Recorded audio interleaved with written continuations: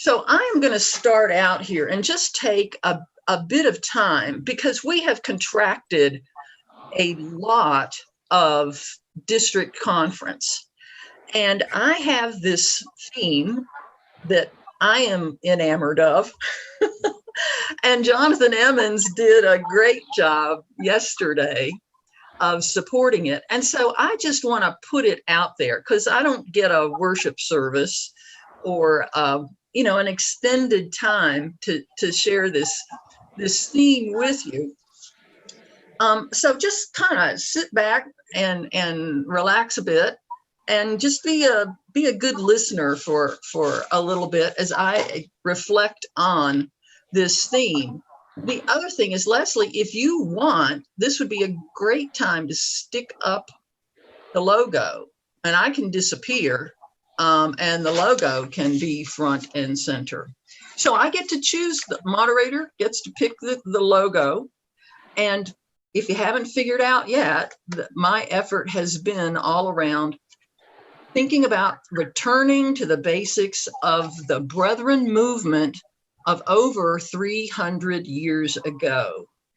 Now, the reason for a return to the basics is when anyone, any system, any group is stressed or distressed or anxious, a really good strategy is to return to your basics, to your foundations, and for your original reason for being. Many churches are struggling with growth issues, social issues. Some are splitting, and some are quite a mess. Now, I don't think this gathering is. I don't think my congregation, Prince of Peace in Denver, is. And I don't think our district is a mess. But I can tell you there are definitely signs of anxiety and distress. So the theme from last year was, last year's district conference was Seek the Kingdom.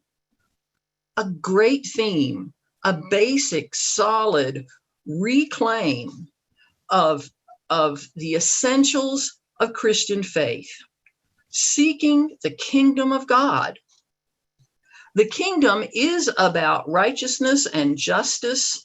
And if you recall Steve Schweitzer's workshop, it was the king's job to bring that about for the kingdom of heaven. So my theme is reclaim, reframe, and refresh.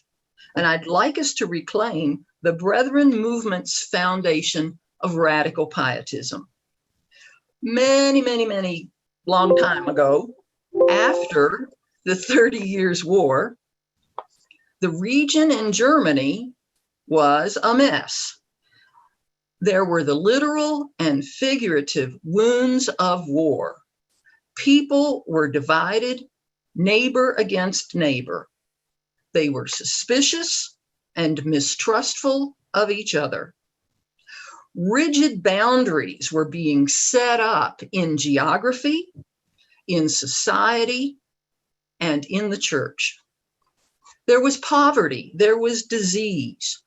Former neighbors were now enemies. It was a mess. And along comes a guy named Jacob Spener, who sees the rigidity of church doctrine and realizes that each person has priestly capabilities. Each person can read scripture for oneself. Each person can pray. Each person can find new light, edification, and new insight in the scripture. The institutional Reformation church at that time was doing all of that for the people. The hierarchy of the church was in charge. The Christian of the day, all you had to do was pay and do whatever the church hierarchy said. Now, those radical pietists said, wait, not so fast. And the pietists began forming small groups, meeting in small groups called conventicles. The Holy Spirit was recognized as present in all things. The individual read, studied, prayed in their own private devotions, met in small groups for group support and common wisdom sharing. Then these folks understood that the Holy Spirit called them not just to pray and not just to study, but to go out into the world to be the hands and feet of Christ, to care for the poor, the lost, the least. These early pietists did that. They worked together to be counter to the culture around them. They were flipping things upside down, often called the upside down people. And by the way, for this, they were persecuted. When they saw each other, they asked, not so much, what do you believe? They weren't asking, are you saved? But they were asking, how is your walk with Jesus? How is your journey with Christ? How does your path of being faithful, how is it going? And they didn't bicker over doctrine. So now this becomes a way for us of reframing our faith and how we are in the kingdom of God. This puts us in a different relationship with each other, one that I think serves us very well in our challenging context. We are not post 30 Years' War, but we are in a postmodern world. We are in a world that is polarized, judgmental, divisive, and divided. A world that is seeking the element of the Spirit in their lives. We are in a moment where we can be counter to the culture that is around us. To reframe something is to view it from a different perspective. It's a word that's often used in mediation to help bring about a new understanding to relationships and issues. The classic reframe is the crisis or opportunity moment. Are we in a crisis? Or are we in a moment of opportunity? How we reframe makes all the difference in how we respond. And we're in charge of that. It's about our attitude and then our actions. It's about our faith. It's about our hope. It's truly about the manner of our living. So for us in our day and time, let's reframe our thoughts from, well, if you only believed this, or if you only did this, or if you would only change. The reframe is about what I do differently. How do I change? What am I doing now that I will do differently? And all within the essential pietist context, to the glory of God and my neighbor's good. This is very different from you should, you ought, you better, they can't. To reframe means that when I am open, it affords the opportunity for the other to be open. Now, the third component of my theme, refresh, is closely linked to this reframe of being open. Remember, the reclaim moment is about seeking a deeper understanding and practice of prayer and scripture, as did those early pietists. When you seek the Holy Spirit in prayer and scripture, when you are aware of that Spirit that Jesus said would come to replace his leaving, when you're aware of that Spirit, you find refreshment. You find the fruit of the Spirit: love, joy, peace, patience, kindness, generosity, faithfulness, gentleness, self-control. Your devotion to prayer and scripture brings life and hope and love. Your practice of prayer and study brings refreshment and joy.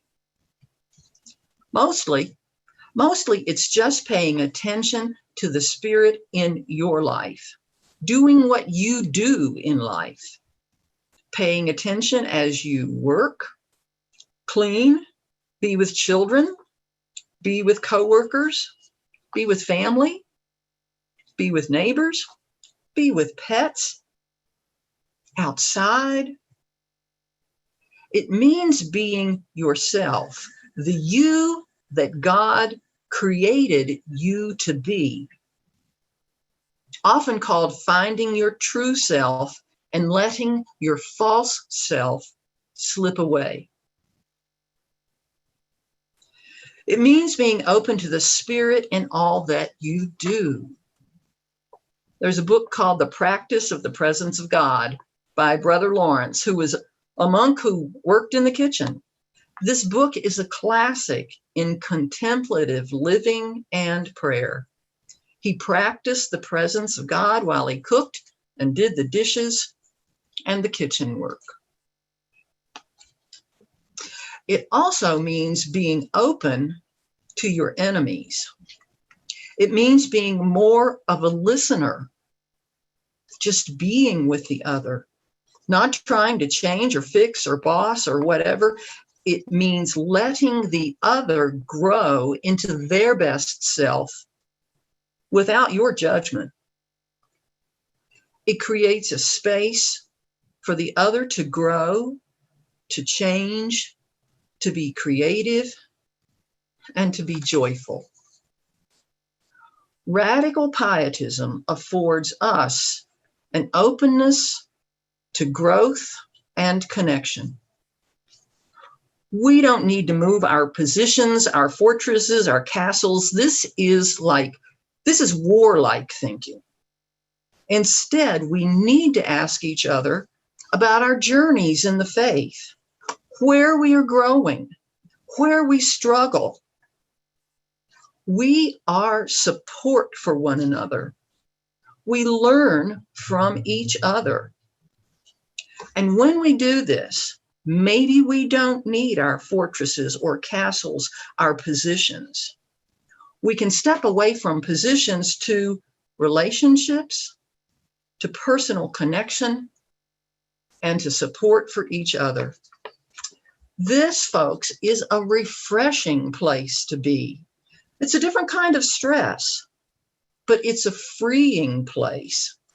It's an unencumbered place, resulting in this wonderful sense of freedom, a sense of compassion, and a sense of healing. And this is what Jesus did. We can experience joy and gratitude for being on the journey of faith together in the Holy Spirit. Join me for a moment of prayer. Oh, Holy Spirit, we ask that we know that you are amongst us. Help us see the Spirit. Help us hear the Spirit. Help us live and breathe and grow in the Holy Spirit. Amen.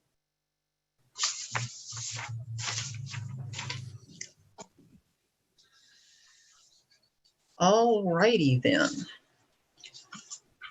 You can, Leslie, if you would please. There we go. Get us back into business mode. I'd like to see a whole lot more people here. So folks, you can change, I don't know if you had this discussion already about you can change the view on your screen where you can just kind of see mostly the speaker, or you can see lots of folks. So pick the screen that works the best for you. And I'm just going to move right on into our business session. But what I want to do, some of you heard me say, I think we have a quorum today. So I need to check and see if that is true. What I'd like to do is have Jonathan Fry, our clerk, go through the roll call rather hastily, but rather than asking each individual person who is here, that's not what I'm looking for. What I'm looking for is the 60% of congregations, so that he will call out a congregation, and I just need that congregation to say here. So do a quick unmute, say here, and he'll just go to the next congregation. If it's 2 or 3 people who say yes for one congregation, fine. If it's one person who says yes, that's fine too. Is that fairly clear to everybody? Jonathan, where are you? I'm here. Okay. And great. So you know when to anticipate this, the congregations are in alphabetical order. So Antelope Park. Here. Bethel, Colorado. Here. Bethel, Nebraska. Boulder Mennonite. Here. Buckeye. Community Church Hutch.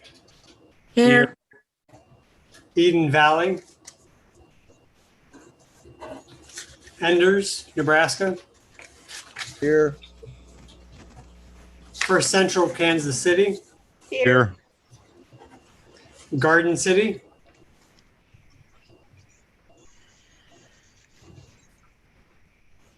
Garden City, Kansas.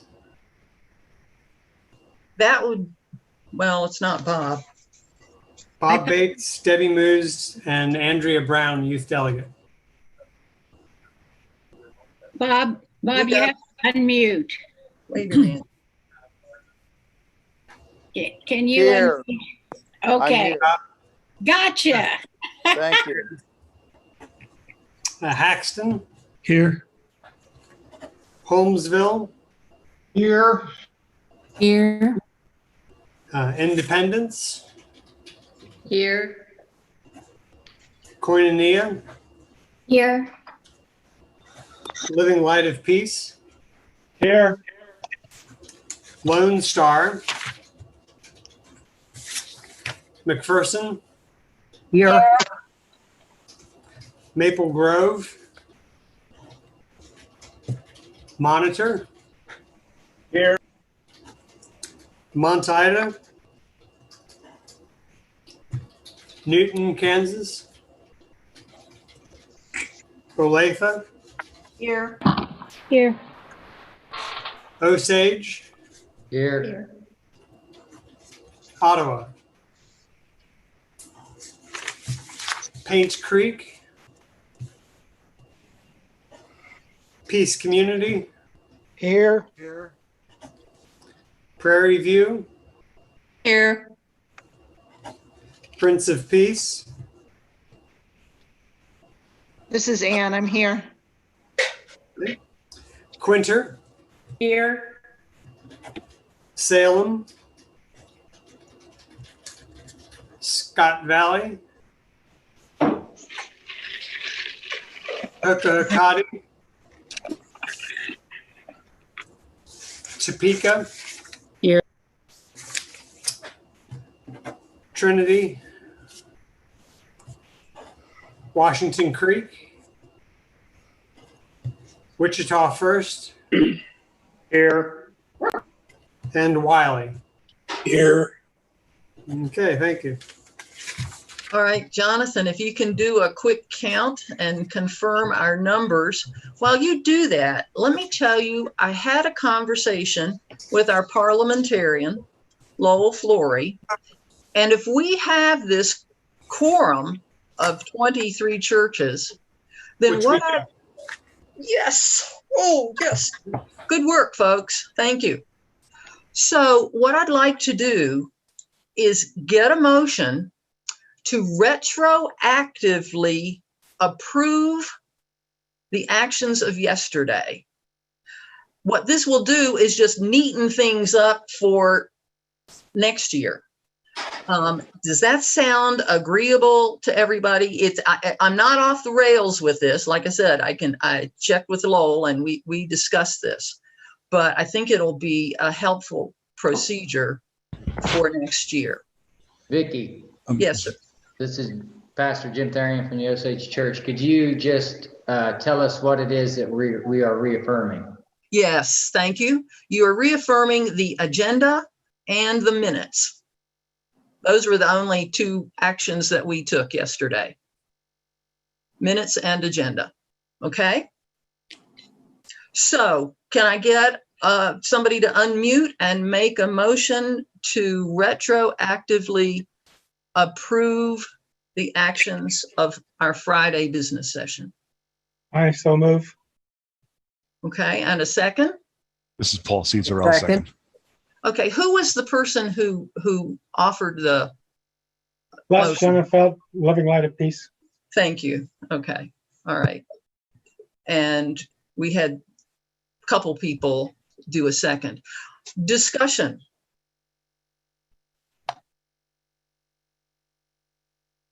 All right, you ready for a vote? Remember how to do this? Your hand in front of your face.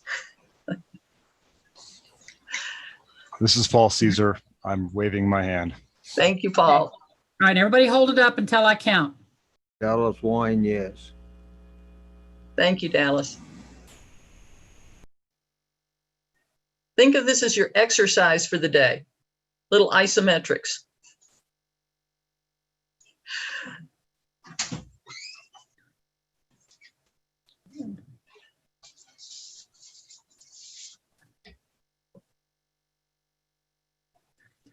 Got it. All righty. And down. 33. Do we have those opposed, same sign? You see anybody? None. Okay. Okay. Thanks, everybody. Good work, Western Plains District delegates. All righty, let's move into ministry team reports. And we've got a big long list of you. So we'll start with Ken France, who chairs the leadership team. I can't imagine utilizing 5 whole minutes because I'm kind of shy when it comes to this sort of discussion. Just saying. I'd like to direct your attention to the page 10 is the report. Really, the report is written so early that what it doesn't contain is the more recent activities of the leadership team. And the goal of this report is to direct your attention to those reports. That's where the heart of the work is being done and where lots of questions will fall to. So I will let you read that on your own, but I do want to point out 2 particular items and then reference a third aside. The work of the leadership team is especially rewarding because of the desire and willingness of people to give their time and effort to this. We generally meet once a month on weekend, on a Saturday during the prime time when other things should be happening. And everyone has been more than accommodating we have a high percentage participation rate, and not all organizations can claim that. So I'm very pleased with that. Two particular items. In November of last year, Parsons congregation decided to remove themselves from the denomination, sent a letter to us in that regard, and that transfer of property essentially occurred when that letter was written. The polity of the denomination indicates that the district is a steward of that property, and as such, we are currently in discussion with and negotiation with the former Parsons congregation members as to what the final considerations will be in regard to that property. We're in continuing conversation with that. We decided not to press too hard as a leadership team to resolve this at that particular time. Advent was on our heels, and then of course we know COVID has not helped the situation at all. So it slowed it down a little bit, but nonetheless, I'm feeling confident that we can have that discussion and end up in a very good place with it.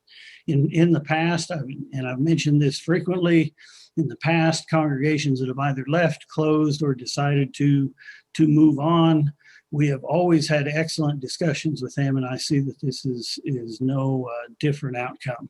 I think we will come to some good agreement in that regard. Secondly, there's a gentleman named Doug Lapp from California. He is perhaps associated most closely with the Laverne congregation, but he has a number of relatives that are in a New Mexico cemetery. It's where the Miami Church of the Brethren used to be located. And he recently formed a nonprofit that was approved in May and would like us to consider transferring cemetery property to this new cemetery foundation nonprofit that they have put together. His reasons for doing so includes the fact that there are a number of relatives and people that he is aware of, and you don't see it very well here, but this lists a number of people, shares their backgrounds and their involvement with the Church of Brethren over the years. To looking at the paperwork and especially the deeds to that property, it was deeded to the Church of the Brethren at Miami in 1923. And in 1974, the Western Plains District, as steward of that property, the time approved a deed that allowed the purchase of the property and the church building. The church building has since been moved and is being used for a home. And I was able to find an exclusion to the property that sold, and what was excluded from that transfer property was 2.23 acres that constitutes the actual cemetery. It is a landlocked parcel on a large working ranch, and the Cemetery Foundation recently formed is encouraged to work more closely with the ranch owners. There's been some concerns in the past. So this is all good news. One of the things that we have expressed as a leadership team and as a district is we are not in the business of property management if we can at all avoid that. And we hope that our efforts are with people and with our faith. Rather than worrying about being property managers. So the request from this cemetery group is simply a nominal transfer for $1 of the cemetery property to them so that it can be taken care of. We did a similar transfer a couple of years ago of the Washington, Kansas cemetery as well. And so as part of, I believe, Dave, as part of the steward's report, that will be a recommendation. It does not require a second, as the leadership team already approved that direction. So we will share that at the appropriate time. And then third, I want to encourage the continued support down at Liebrook. They continue to work within the community. We have two people, Eric Dennison and Marlene Thomas, who have been doing some wonderful work there, getting out into the community, providing basic supplies, cleaning supplies, food, antiseptic, masks, and also managing to keep the property open for water and for other assistance.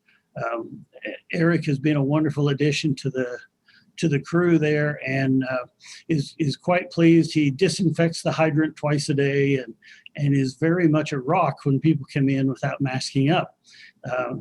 Unfortunately, or fortunately, the area there is also under the guidance and control of Navajo Nation. And so when there are curfews through Navajo Nation, even though we're a private parcel there, we encourage them to follow all the mandates of Navajo Nation. So that's pretty much a short and clean sweep here. And I'm under 5 minutes, I think.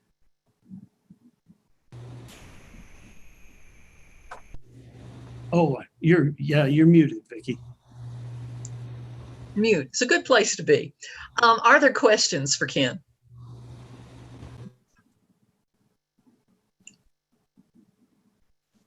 Okay. We'll move on. Thanks for using your time wisely, Ken. Set Apart Ministry, Jean Hendricks has the floor. Yes, and I want to start with a big thank you to the members of the Set Apart Ministry team, Alan Stuckey, Chris Whitaker, Paula Worley, the district executive Sonia, and we would not be able to do our work as efficiently nearly without the help of Joanna in the office. So thanks to all of you. Thank you also to all the pastors who often do not get thanked, but thank you for your patience, your creativity, your leadership, especially in this particular time. That's really important. Pastors know that we are completing the 5-year review of pastors submitting their continuing education units. This is a mandate from the national offices that was put in place years ago, and it's meant not to be a time-consuming, cumbersome task, but it's meant to promote lifelong learning, to assist pastors in getting education where they're weak, and to be something that's helpful to everyone, especially the congregation. So now is a good time for pastors to begin their plans for the next 5-year period. What areas need a little shoring up? What can enhance your leadership? And congregation members, you need to support them, certainly emotionally and perhaps even financially, in securing these continuing education units. One thing that our team is responsible for that we've not really talked about very much is the matter of calling people into the ministry. And that's a task for everyone who's listening here and all of the congregational members to look around to the young and not so young, male and female, who does have gifts for leadership. We may be moving more and more to the team model where we use different people and differing gifts. So if you see those people, connect them with one of us, and we can find the right educational route for them to pursue. Finally, I'd like to draw attention in our report to the matter of creating an ethics committee for our district, which is actually 2 small subcommittees. One is called the assessment team, and they're responsible for looking at a potential matter of pastoral ethics and deciding if there is a problem that needs to be pursued. And the other team, also of 2 individuals, is termed the ethics team. They are the ones who would actually process a report of ethical misconduct. Obviously, we hope this does not happen in our district, but it's very appropriate that we be prepared and have this system in place. So again, I thank those who have done a lot of work on this. And if any of you have questions, please see me, questions now, or contact any one of our group later. And that concludes my report, Vicki. Thank you very much, Jean. Are there questions for Jean?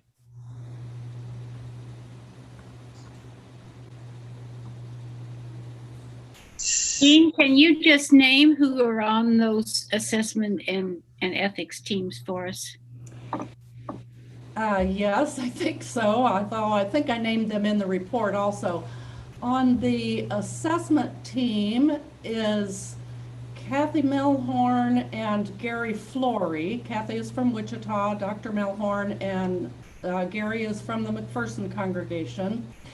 And on the ethics team is Dave Valletta from Prince of Peace in Denver, and Kathy, I believe her first name is Hagenkamp from Antelope Park in Nebraska.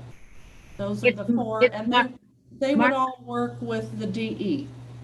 It's Martha Hockenkamp. Yes, sorry. Thank you, Sonia. Yeah, you're. Any other questions? All right, moving right along, we'll do outdoor ministries. We have co-chairs, Marla Ullaminik and John Hoffman. I think we're going to try to tag team our verbal report. Our written report is available to you in your conference booklet. This is normally the time that we give you the numbers of all of the campers that we had at camp this summer, because that's never available at the time that we submit our written report. But of course, our numbers are sadly 0 for this year. Both of our camps made the decision to not only close for our camps, but also for the entire season, as it was felt to also not be safe to be open for renters. For Camp Colorado, that afforded the opportunity to do some maintenance work there that needed to be done. That's sometimes difficult to find a way to do that when it's full during the summer. So they're redoing the floor of the dining hall. I'll let John talk a little bit, and then I think at the end we'll talk a little bit about capital campaign. The Camp Mount Hermon board is chaired by Stephanie Coleman, and the managers at Mount Hermon are Gary and Lynette Abbott. As Marla said, that we're closed down, and that's to ensure safety for all potential users of the camp. Gary and Lynette are residing at the camp while working on a number of camp projects, including but not limited to the ceiling of the lagoon, which cracked and is in need of repair. They're also working on cabin repairs, mowing, and general maintenance repair of buildings, paths, and the RV area. Stephanie is leading the board in discussions concerning potential camp campaign funds, which we'll talk about, which are postponed due to the COVID virus. The discussions consider 3 different levels of potential donations, along with the priorities and possibilities of each level. These could include building updates, meaning cabins, increased use of dining hall, perhaps in addition, updating the RV area with new electrical poles, boxes, and updating the shower house. An architect and contractor have walked the grounds and have made recommendations concerning improvements. The board will discuss a plan of action, including a formal study of needs and desires of those with additional input. Once these meetings end, the options will be placed into one or more of the potential campaign levels. Camp Mount Hermon is hopeful that the commitments of the 2020 camp leadership will strongly consider returning for the 2021 camping season. So anything else you want to add, Marla, concerning the campaign? I guess just to say that we still are very much on board with moving ahead with our capital campaign. We had been at the point this spring that we were getting ready to start training folks to go out and do some donor recruitment. But of course, COVID hit just at the wrong time for that. So we have put the campaign on hold at least until January, and we will reassess at that time. We're encouraging the camps to continue working on their plans for what they would like to have done with the capital campaign funds. So those are still in the works as well. And since the amount that we may be able to raise is maybe more in question in light of the economic downturn, we are working with the camps, as John said, to kind of have a variety of goals to so that they can use the funds wisely. I think at this point, we'll just open up for questions. Yeah, I got one of my final.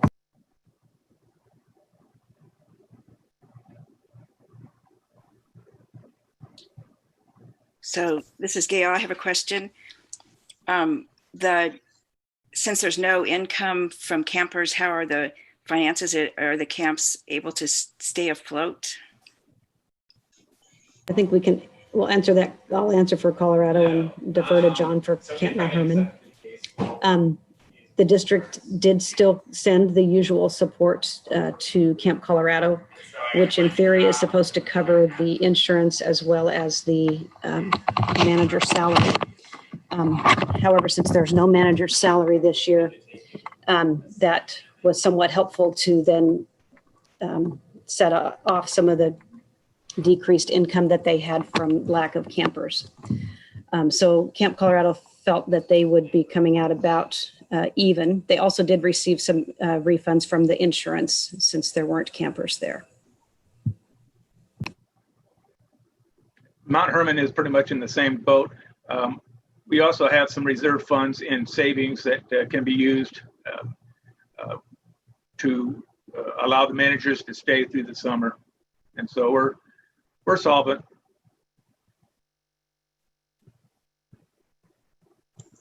I'm wondering, the finances and I think taking the time to do the capital upgrade kinds of things. I mean, people are doing that at home. Everybody's stuck home, so you remodel your house. But the most important thing about camp is the heart part, the relationships, the connections that now are being missed. Are there plans for different kinds of ways to virtually connect our youth at all? I can speak that there have been some individuals who have posted on Facebook outdoor experiences of their own self. I remember seeing one posted at Camp Colorado, which I thought was an awesome post, saying they miss people. They're out there by themselves, but they miss people. And you are absolutely correct that camp is all about relationships, just like the church is within the church building. And these are our youth who get to know each other, and then they become leaders in the future. And so anything we can do, there is some motivation for getting some things out there. I know that Sean and Jen are trying to do some things with the youth, and they may be showing some things during this conference. So we're working on those things, Vicki. We've made a lot of calls and a lot of communications. It's just a matter of who wants to get involved. And I would say also that several of the directors did things personally for the youth that would have been attending their camps, sent them letters, pictures, and really tried to reach out to them. But frankly, it's just not the same. I can speak to one of the virtual meetings. Steph Geyer and I had a virtual campfire for senior hires to honor our graduates. And then we had about 10 to 12 students, campers show up for the virtual campfire. It was not nearly as powerful or as effective or as meaningful as being in person. And one of the reasons all the students said everything they're doing now is online, and it just didn't feel like the same thing. And so they didn't really feel connected or motivated to take time out of their evening to do another virtual meeting. But I know Cindy Kinnaman sending letters out today for her campers. And we continue to have conversations as directors, spiritual directors, on what we can do and how we can keep our campers connected. Because we recognize if we don't do that, next year we run the risk of attendances being way down because they've lost that routine of coming to camp. And so it's added more burden and more work specifically for the directors and for outdoor ministry. And so please hold them all in prayer. Please hold them in prayer as they all discern how to navigate this season, but also how to continue with the energy so that we don't have a huge dip in numbers. I think you're right, Jerry, in the sense that I think all of us feel the missing of the camps.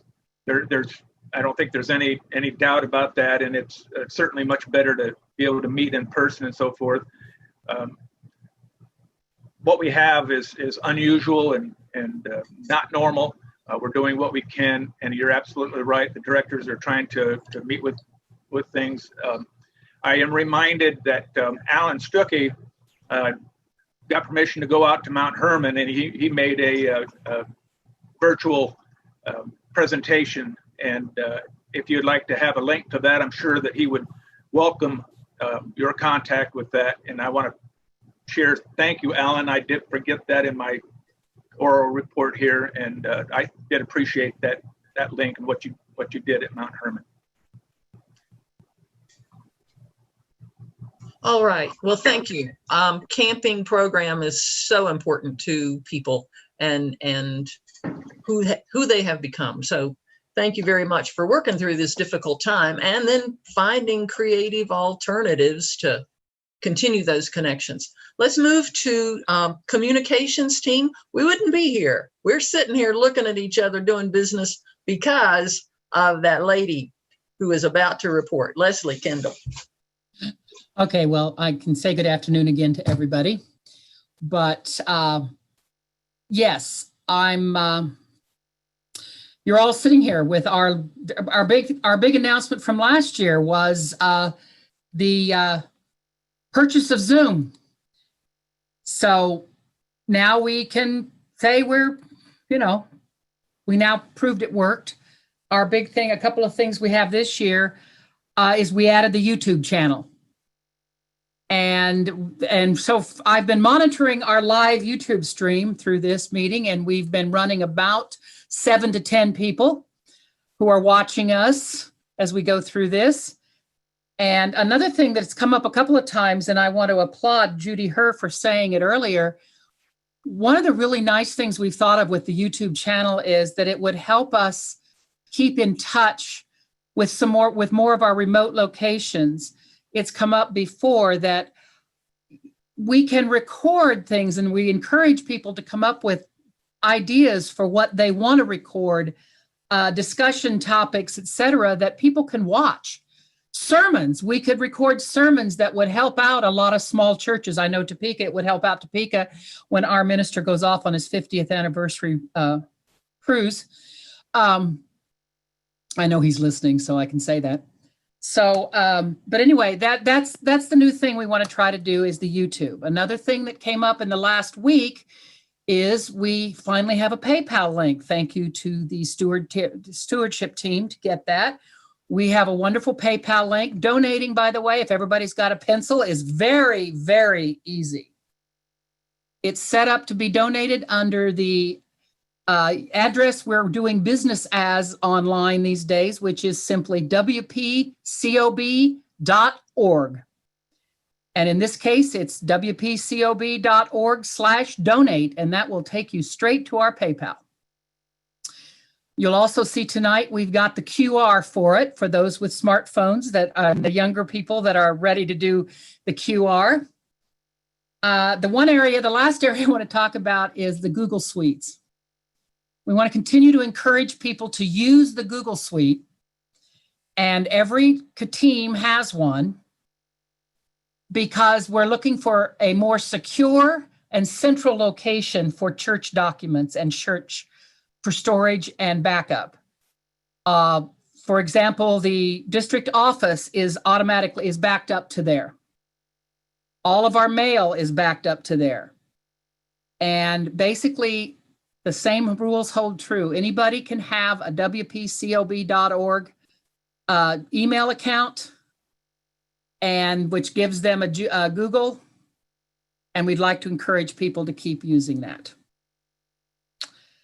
Otherwise, that's where we're at. And like I said, we're here with Zoom because, like I said, bought it a year ago, and it's really helped during COVID for everybody.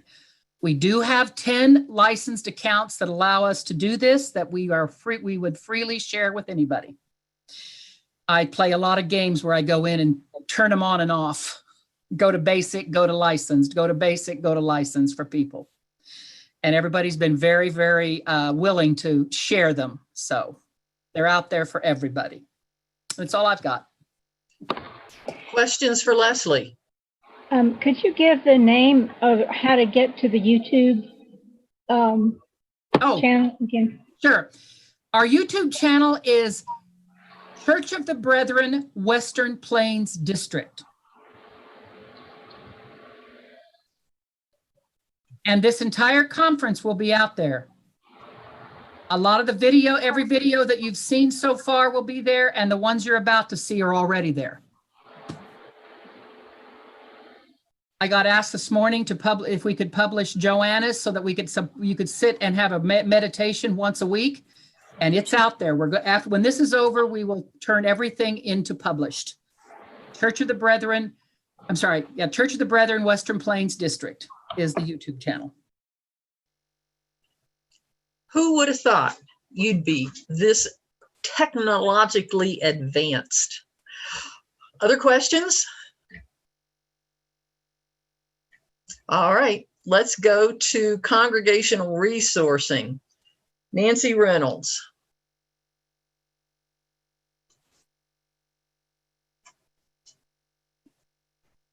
Nancy, are you out there? Yeah, I was in the chat, so I had to get out.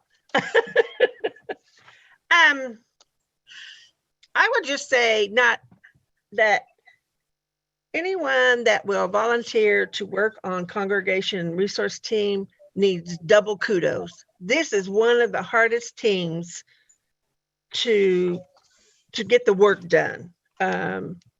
We provide people to take care of our children.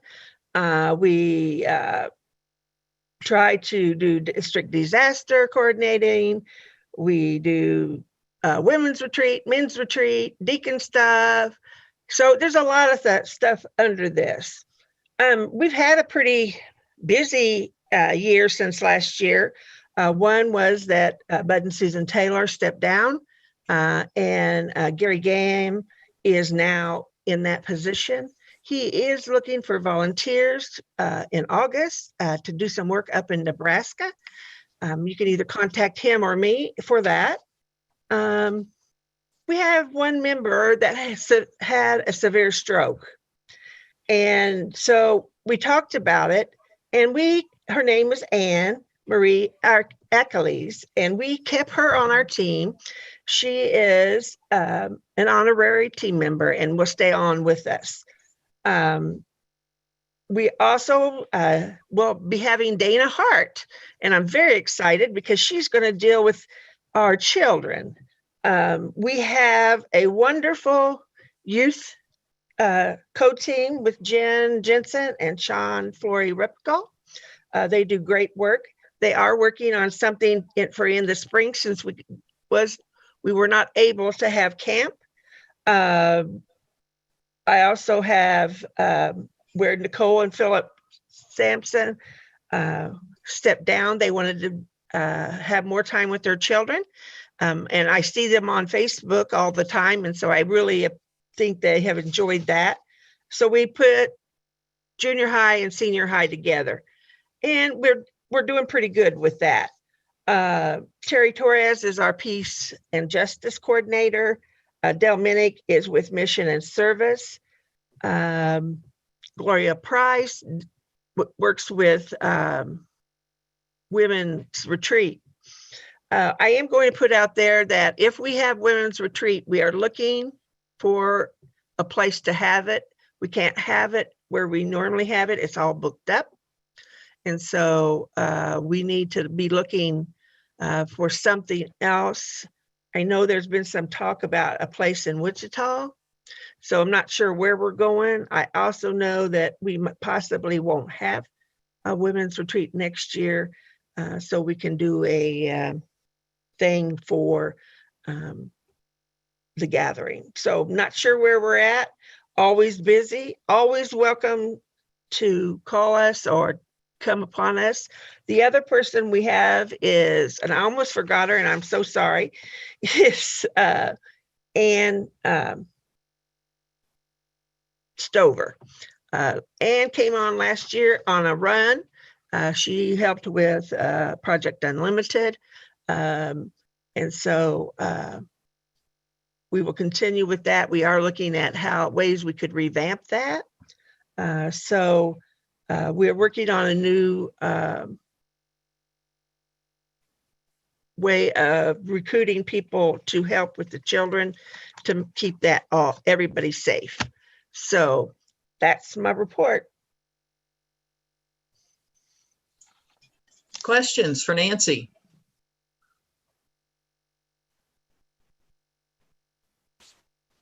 Congregational resourcing has their finger in lots of different pies. So as she said, there's a lot going on. Nancy? Yes. This is Janice Christ. And I just want to thank you for leaving Anna Marie on as an honorary member of the team. She was so excited about serving on the district after her husband was very involved in Camp Colorado for many years, and she was so excited about being involved again, and obviously is not able to do that. So thank you for that. I appreciate that. You're more than welcome.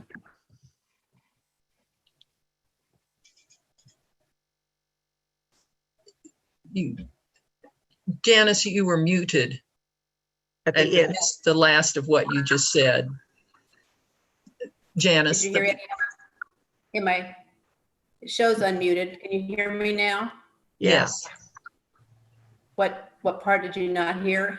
The very end. Just said thank you. She is in a nursing home and definitely has challenging health issues, and just appreciate her being on as an honorary member of the team. You bet. Okay, thank you. No other questions? Let's go to Daryl Barr and the training team. Daryl? Yes, Yeah. ma'am. Yes, sir. Well, Nice to we, as the other teams have told you all, there is a written report in the brochure, but today I'd like to talk about something a little bit different. There is on March 6th and 7th of this year, there was a group of about a dozen people that came together at the McPherson Church to talk about the future of the Western Plains District and the future of the gathering. These people spent a great deal of time over the last 15 years in putting together this yearly event. And as you have probably heard by now, the decision was made to sunset the gathering event.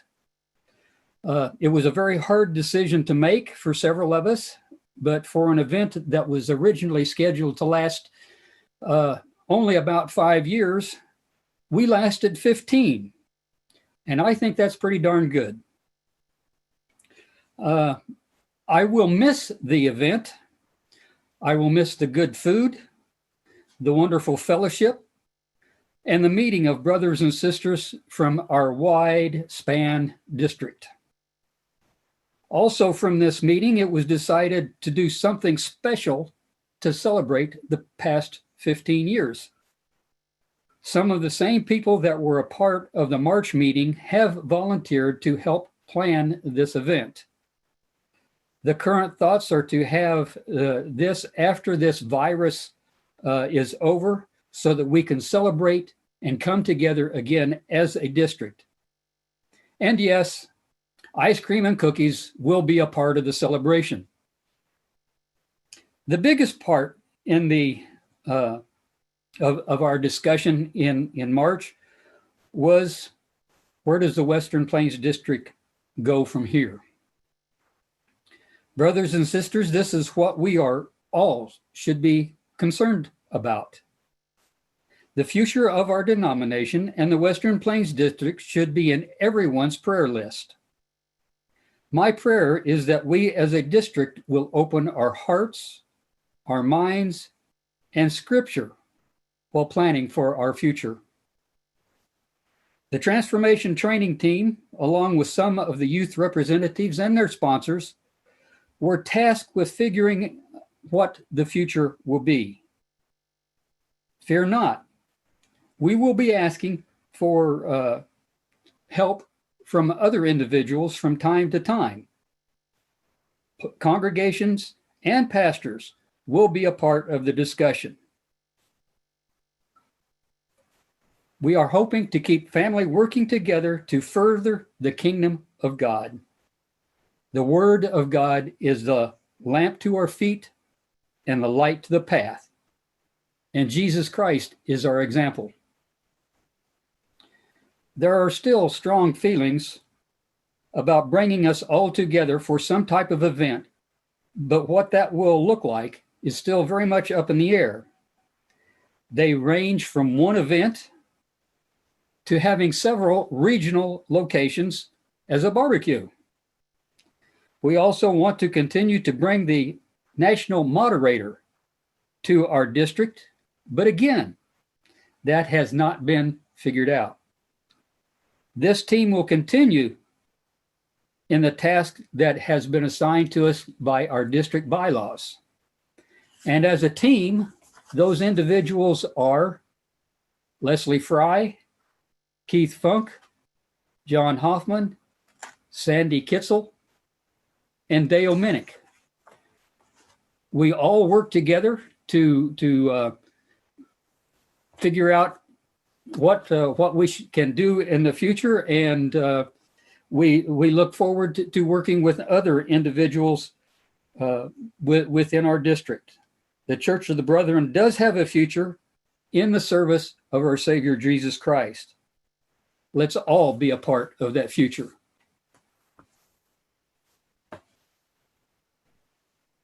And that's the end of my report. Thank you, Daryl. I appreciate it. What questions do you have for Daryl? Hey, Daryl. Daryl, this is- Joanna. Oh, sorry. I just had something for clarification, and I didn't know if you had mentioned Keith Funk. Is he still on your team, correct? Yes, Yes. Okay. I didn't hear his name. Maybe I missed it. must have, because I think I said it. Okay. I'm sorry. Thanks. That's all right. Daryl, this is Jerry Bowen McPherson, and I just want to say that thank you on behalf of working with you this past gathering, all the work and effort and the resource you were. Thank you. You are a blessing and a gift to our district, to the kingdom, and to the work we continue to do in the name of Jesus. Thank you. Thank you. Yes, sir. Thank you. The gathering was a great event to work with. And the best part about the gathering to me was the people, the fellowship, and the worship. Go, Leslie. Okay. Jonathan's over there, so we're trying to get microphones to not feedback on each other. And yeah, I'm on the training team with Pastor Leader Training specifically. And I just wanted to mention that it's very unlikely we'll be able to have an event in February at Great Bend under the circumstances. But as the training team and other leaders come together for the August retreat and planning retreat, we'll be talking about other ways that we can have training opportunities for ministers who need CEUs and for other congregational leaders. So I would welcome, the team would welcome any suggestions. We're going to be doing a book study, I believe. Well, this is what I'm going to propose to the team. So unless somebody vetoes it, we're going to have a book study on Drew Hart's book, Trouble I've Seen, which is specifically about racism within the church. And the other thing is, I would really encourage folks to take advantage of the ventures opportunities through McPherson College. They're a way to get CEUs, and they are just excellent. And so I think the new season is coming soon for that. And yeah, we'll be looking for other ways to maybe have gatherings on Zoom. And so many, many, many thanks for the communications team. We've been talking about doing that for years, and now we've seen how it's done, and we've had to do it. And so we're glad. We're not glad for the pandemic, but we're glad for the push into doing something we probably should have been exploring more in the past. So that's my little piece of training team. All right. Thank you. Are there any other questions? I'm going to move on to new church development. Paul Caesar. Vicki? Yes, sir. It's Alan. I had one quick question for Leslie. Leslie, you mentioned that ventures classes are provide CEUs. That came up in a set apart ministry context. That I'm not entirely sure that Bethany is backing those up with CEUs. Do you know more about that? Or is I know that I've gotten CEUs for those. I can answer that. Thank you, Monica. And may be able to say more in the future, but yes, it's actually the Academy that awards those. And we got the okay yesterday with a huge amount of support to offer CEUs for all of the upcoming classes. So. Brilliant. That's awesome. Thank you. There's also news coming down the pipeline about getting CEUs for pre-recorded courses. I'm not going to offer any specifics, but there is news coming. So. All right, thank you. And I would support taking any of the ventures classes. They've always been an excellent experience for me. And now Paul Caesar has the floor. Thank you.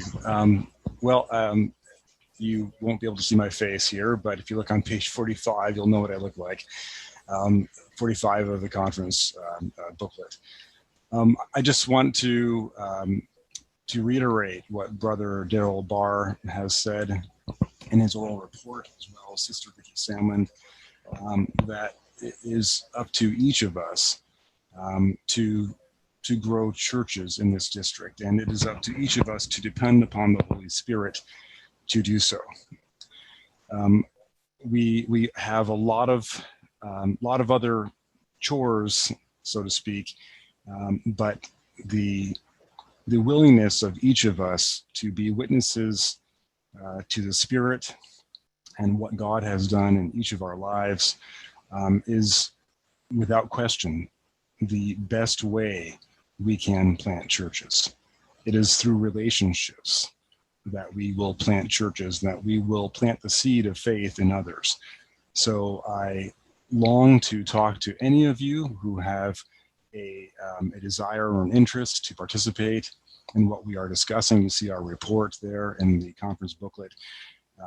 I value your opinions. If you'd like to connect with me or any of the other team members, of which there are a few new members this year, thanks to what was affirmed earlier today and yesterday, and looking forward to having more conversations with them and looking forward to having additional input and insights from all of you. It is all of us who have a role to play in this task. A little bit more detail with regard to the report. I would say that, as many of you know, Brother Keith Funk of Quinter is the primary contact with the Ukrainian congregation, and Brother Alex has contacted him recently to say that the congregation has just recently purchased, as of 2019, I believe it was later in the year, purchased a residence that is currently being converted into a church meeting house. They have also very gratefully accepted a generous gift from the Holmesville congregation for new roofing for that building. And so they are working on getting this up and running. And of course, COVID is very much an issue there in the Ukraine as it is here and other places around the world. And they're hoping they can have the building open and ready at least within a couple of weeks, if I understand that correctly. But Brother Alice will be sending Brother Keith some pictures of the meeting house soon, and I'll share those with people who are interested. So again, thank you, the Holmesville congregation, for being a part of this ministry of planting churches. That's a great example of what I'm discussing. Let's see, we had some interest in giving feedback in relation to some questions we had raised at the last conference in 2019. Lots of very valuable feedback. I won't go into detail about all of this, but just to say that there are a lot of people who are interested in knowing how we can grow our denomination, how we can grow our district, and a lot of people have similar concerns about fewer numbers of congregants, people aging, and so on. But there are also some concerns about people leaving our denomination for various reasons. And so I would ask us all to brainstorm. And again, please contact me if you have any thoughts. I would ask us to brainstorm about how we can retain people in our denomination. What are your thoughts? And I think we can be creative, especially given what we've learned these past few months with what technology can do for us. I think that we can utilize that to retain a good number of people who would otherwise have left for various reasons, perhaps to areas around our country who do not have a Church of the Brethren in that area.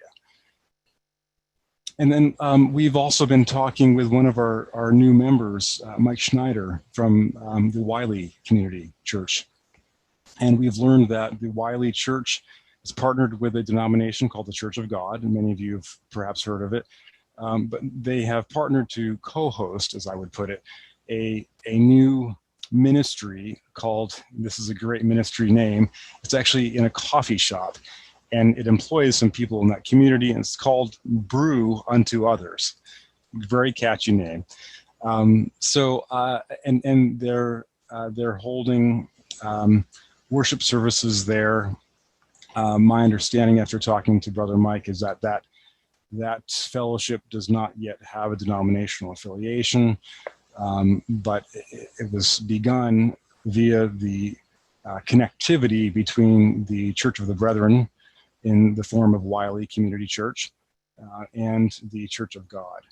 And so I want us to think again about how we can have partnerships. I come from a coalition building background in nonprofit admin, and one of the things that we constantly have striven for is to try to get partnerships where we're efficient, we're effective, where we can all have common ground.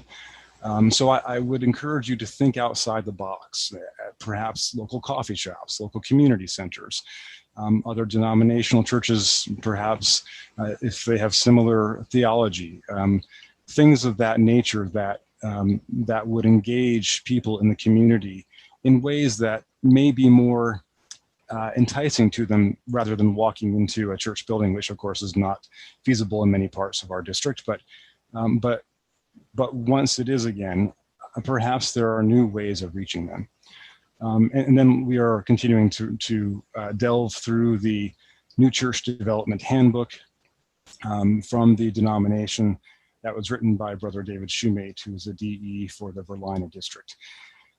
And, you know, I think probably the last thing I'll mention is that one of the ways in which I personally would like to see us grow as a denomination and as a district is to invite youth and young adults to participate directly in what we are doing to grow the church.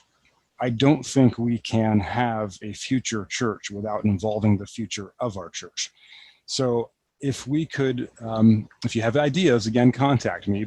One of the things that I've done, and I recently had feedback as to the affirmation that the district youth co-coordinators will participate as they're able in our new church development ministry team meetings. But I would also like actual youth and young adults to participate, and others who relate to youth and young adults from their own congregations, so we can get as much feedback as possible from as many sources as possible. Because I think that we would be operating in a vacuum were we not to consider these future generations of our denomination. I believe that's it. Thank you in advance for your prayers and your thoughts and your contributions in all forms. And thank you for being who you are. Blessings to each of you. Thank you, Brother Paul. I have about 30 seconds for questions. Point of clarity, Vicki, this is Jim Therian with the Osage Church. We have not affirmed the slate yet. Paul had said that we had affirmed those people that have been called to serve, and we have yet to do that. Is that correct? That is an item of new business that we have not yet gotten to. That's correct. Thank you for that correction. Quickly, this is Judy. I know you, Paul, from Mount Herman, for one thing. I'm probably perhaps the only person who's actually been trained in PR, and that was because of publishing. It was part of publishing that you have to learn something about PR. And I know that kind of is a iffy kind of thing for churches. You have to approach it differently. I mean, I'm not talking neon signs and things like that, but you do have to reach out. So I'm up for something like that. Thank you. Thank you, Judy. Sounds like you have a volunteer. Further contacts. I am going to call us to the order of the day here at whatever your time is. You just skipped over the Shalom team report, so you might want to back. Oh, you I want to did. And I'm doing that on purpose because we have an order of the day at 1:45 Colorado time. So that takes precedent. We will come back to the Shalom team. I promise that. But I need to give the floor right now to Jean Hendricks, and she has the milestones in ministry to present. Thank you, Vicki. As I begin this part, I would invite us to first remember in our hearts and thoughts 2 ordained pastors who passed away since last district conference. One is Dean Faringer, whose ministry was in the Denver area. He died November 26, 2019. He was ordained for 76 years, so imagine that. The second person we lost was Bob Dell, who died very unexpectedly on January 16th of this year. Bob's ministry was in a variety of places, but he retired back in his hometown of McPherson. So please take a very brief moment of silence for those 2.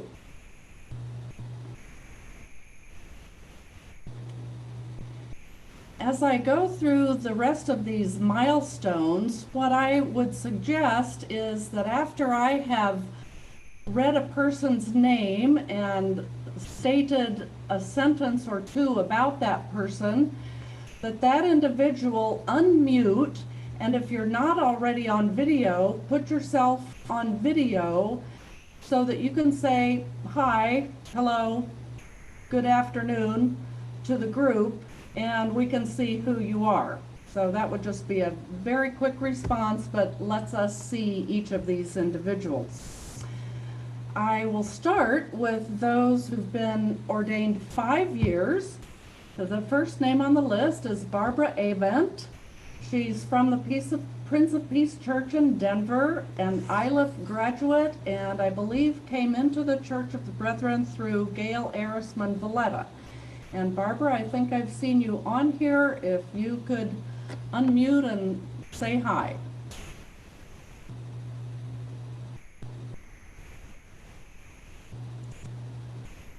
Maybe she's not on here. Okay, Judy Hollinsworth has also been ordained for 5 years. She's originally from Indiana, but now with the Olathe Church, not in active pastoral ministry, but certainly giving ministry in other areas, and has a special interest in liturgical dance. Judy, I know you're here. Would you unmute and say hi? Hi. This is Judy. Thank you. Thank you. Next, with 5 years of ordination, is Joshua Leck.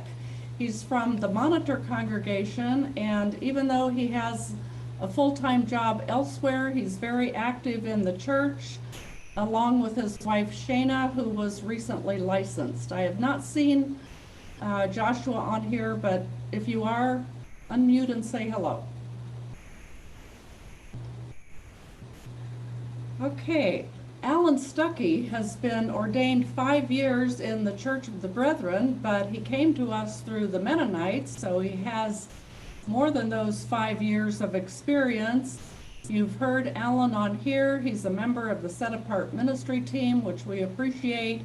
He has also served on the denominational compelling vision process. So Alan, greet us today. Hello. Thank you. Ordained 15 years is Leslie Fry. You know Leslie, I think. She too has been very active in the district, in the training program. You know that, as well as in denominational activities and locally at the Monitor Church. So Leslie, greet us again, if you would. Hello. Thanks.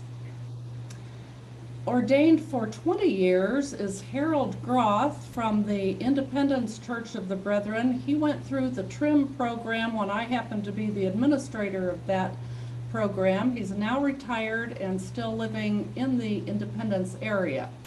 I don't think Harold is with us today. 25 years ordained. George Hinton also went through the training and ministry program when I was the leader there. He raised his children as a single dad. He has served the Salem congregation while also working full-time in a hospital.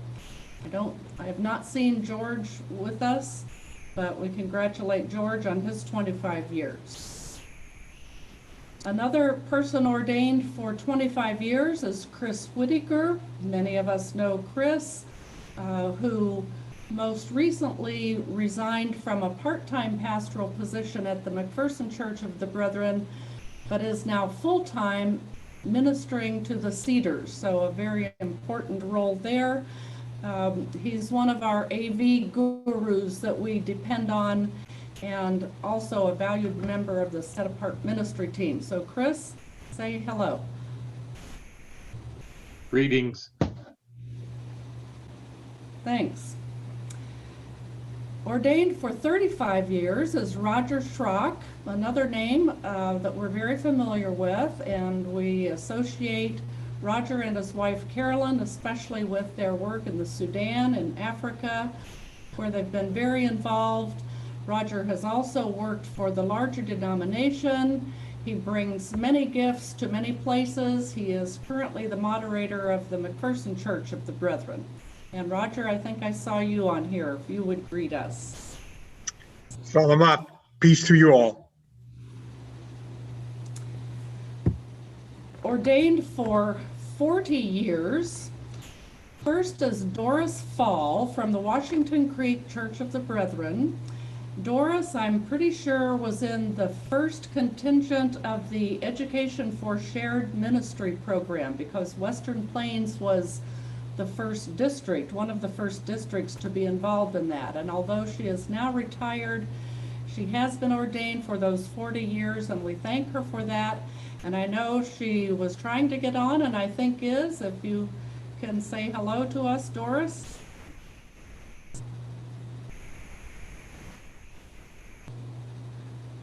I'm pretty sure I saw her name there. We thank Doris for her years. The next one, ordained for 40 years, is Parshram Ben-Katsami. Many of us know him as Sammy. He pastored the Ottawa Church of the Brethren in northeastern Kansas, where they experienced a lot of growth. He is retired now, I believe, but we do thank him for 40 years. I have not seen Sammy on here.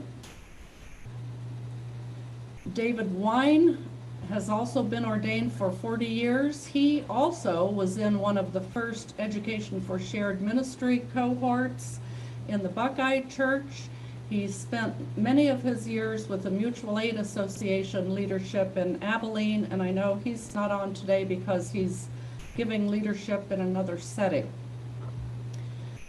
Ordained 50 years, and it's a privilege to call him a friend, Leroy Weddle, currently living in McPherson. He had pastorates in other districts before he came to Western Plains. You may know his name as the CEO of the Cedars. He's been on the Prairie View Board and has given ministry in these various settings. So Leroy, I think I saw your name. If you could say hello to us. Well, I bring greetings from a person, and gosh, 50 years seems like a long time already. So it's been fun. Thank you. 55 years of being ordained as Truman Reinell, and I'm pleased to call him a relative by marriage. From the Olathe congregation, he has given many years of service in the Kansas City area, not only in pastoral ministry, but in music ministry. So that's not an entirely common combination, but I think I saw you and Retta on here. Truman, we thank you, and would you like to say hello? Hello, and thanks to all of you. Thank you, Truman. Finally, ordained for 65 years is Paul Hoffman. We know Paul probably most commonly as the former president of McPherson College. He came to this district from Indiana and decided he liked it so well that he stayed here with his wife Joanna and his family. Paul has helped produce other pastors for us, including his son John, who you heard from, as well as his granddaughter Sarah Hoffman Mason, who is our moderator-elect for the district. So we know Paul could not be here for health reasons, but maybe Sarah, if you are on, you could say hello on behalf of Paul.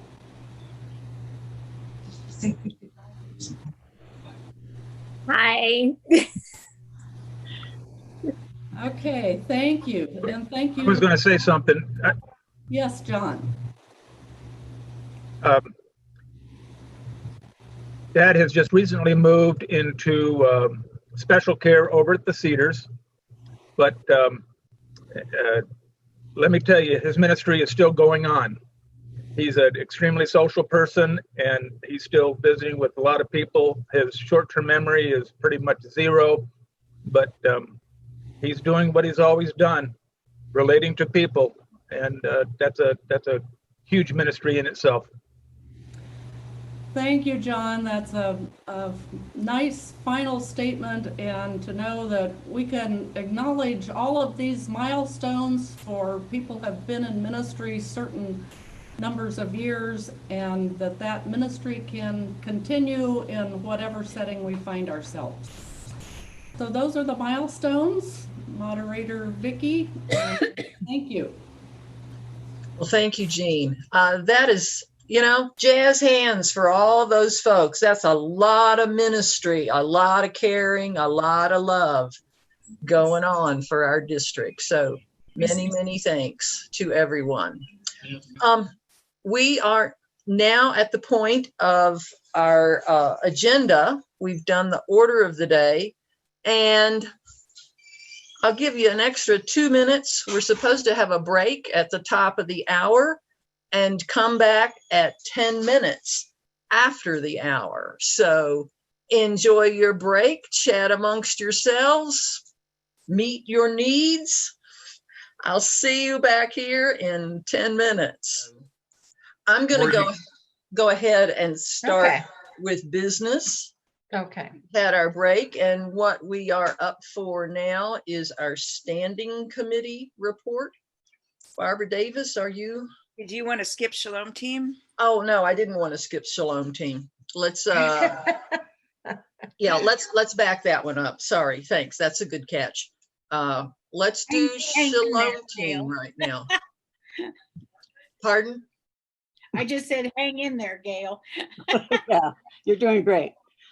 This is our Shalom Team skit to introduce our report, as we often do, thanks to Gail.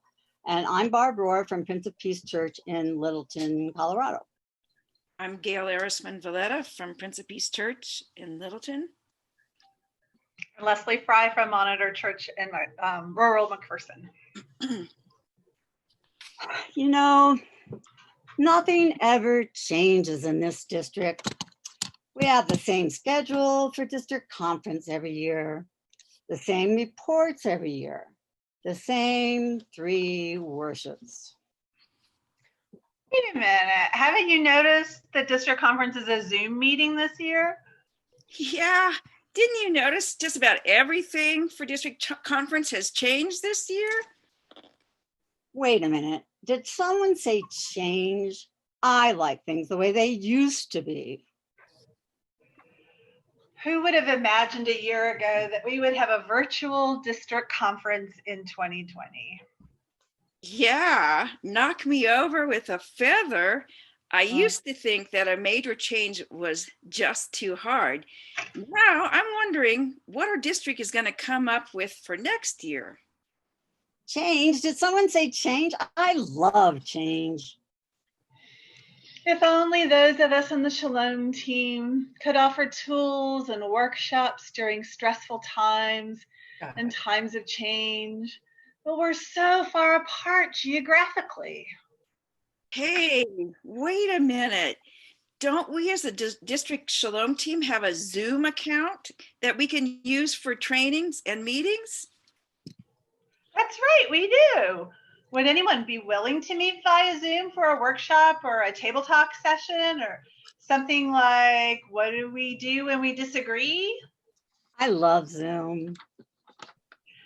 And we had a Zoom workshop from this morning that'll be up on the Western Plains District YouTube page. The topic was Science of Human Sexuality and Gender.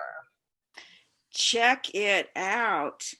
So to contact the Shalom team, connect with our district executive minister, Sonia, via phone or email. Yes, I highly recommend that you check out the Shalom team.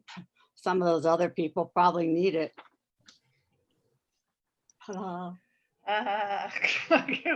Thank you, Gail. That's our skip for this year. And this can be a pretty brief report, except I noticed when we got back from lunch that the Shalom team report that's in your conference book on page 24 is actually last year's district Shalom team district conference report. So I have compared this year's and last year's, and now you will all know our secret. We basically use the previous year's report, and when we just update it with details from the current year.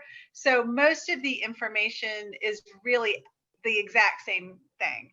And I will just highlight for you the things that are different. So we always, our charter, our purpose is to provide education, consultation, and assessment and mentoring, and those are all described in pretty much the same way. I'm going to go from the bottom of the report up just to say contact information is still accurate in what you see in your book. How we do mentoring, how we do assessment is really the same as what's in your book. When it comes to consultation, the only thing that needs to be added is that in 2019 to 2020, 2 congregations called on us to help them proactively set direction. And that in 2020, we're anticipating needing to provide whatever services we do, education or otherwise, virtually in this context, probably through 2020. But hey, if a miracle happens, that's great. In terms of education, those are pretty similar as well. And for that, I'll just start at the top and work down. So we were active in the 2019 district conference as we were in 2018. The only addition to that is we did provide a short version of Growing a More Inclusive Multicultural Church as an insight session at the 2019 district conference. We had not provided it, we had not sponsored an insight session at the 2018 conference.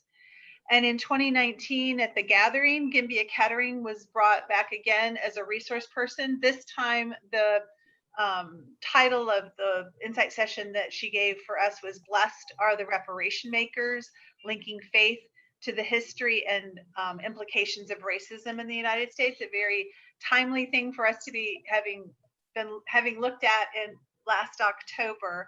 And yeah, the district, let's see.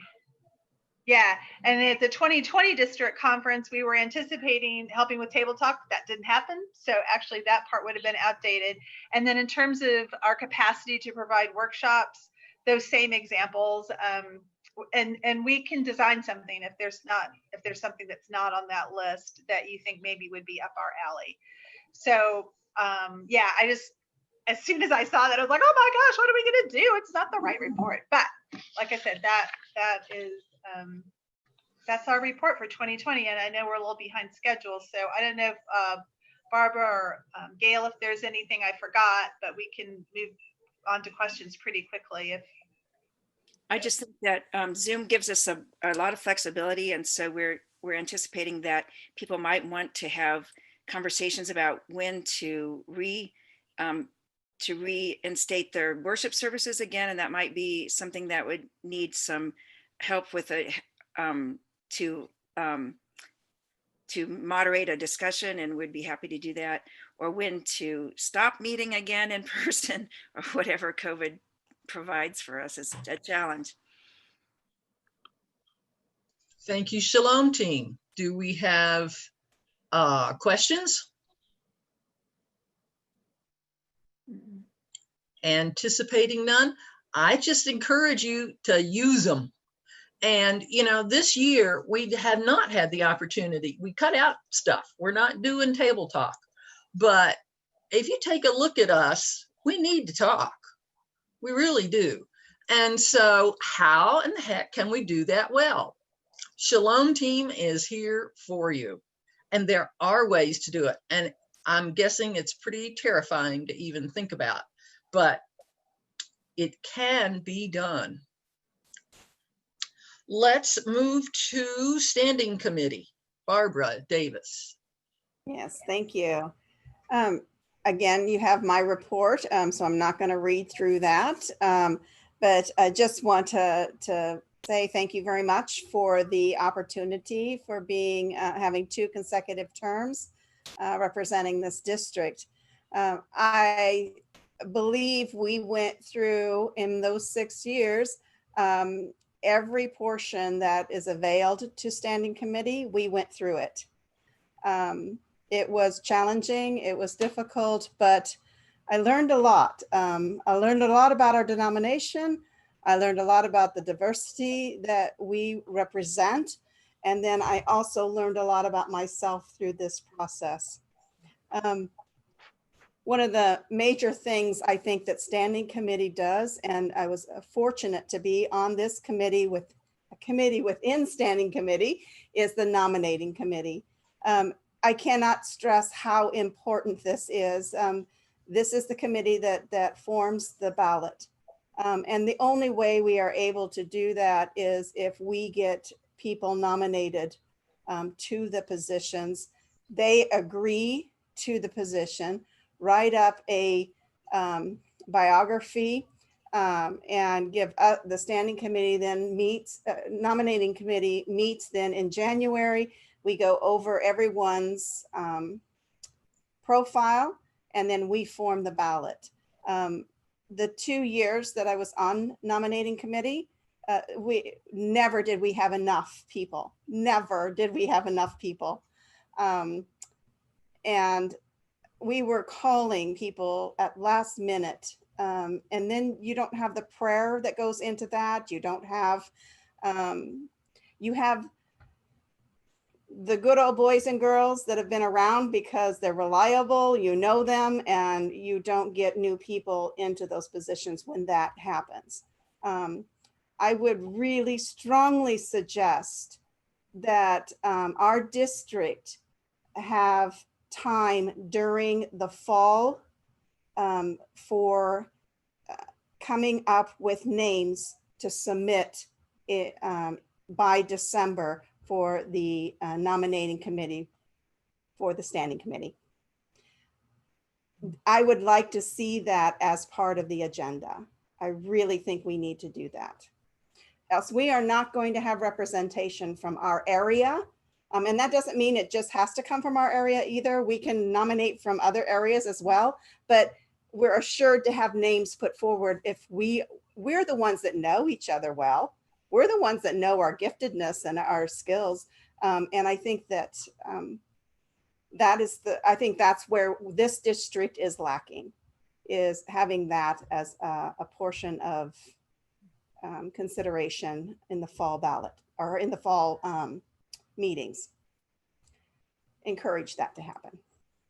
if there's any questions, again, it's been an honor and thank you so much. It's been challenging and it has been rewarding, and that's what ministry is all about. Thank you, Barbara, for all your work. And that was a lot of time and commitment. So it's much, much appreciated. Questions for Barbara? She gets to tell us about, oh, Gail, is that a hand raise? So we have a pause in the annual conference, their turnover. So standing committee had to decide what to do with the next year's standing committee. So I think maybe you have a decision about, you can either stay or move forward, I believe. For standing committee? For our delegate, since it's our year that your service ends. Okay, yeah, no, standing committee did meet, so I felt like I've done my requirement. And over and above, if you really want to know the truth. And so we met to take care of internal issues because, of course, no annual conference, nothing went to the floor. So everything has been held back. So I am glad to pass the baton. Thank you. Thank you for clarifying that. That's important. All right, any other questions? Let's move to our denominational ecumenical agencies reports. And all of these that you see before you, Bethany, On Earth Peace, the Cedars, and Prairie View, are pre-recorded, and we'll just run them through without stopping. If that's okay with Leslie. That's fine. I'm going to start with Bethany, which is first on the list. So we'll start up the Bethany.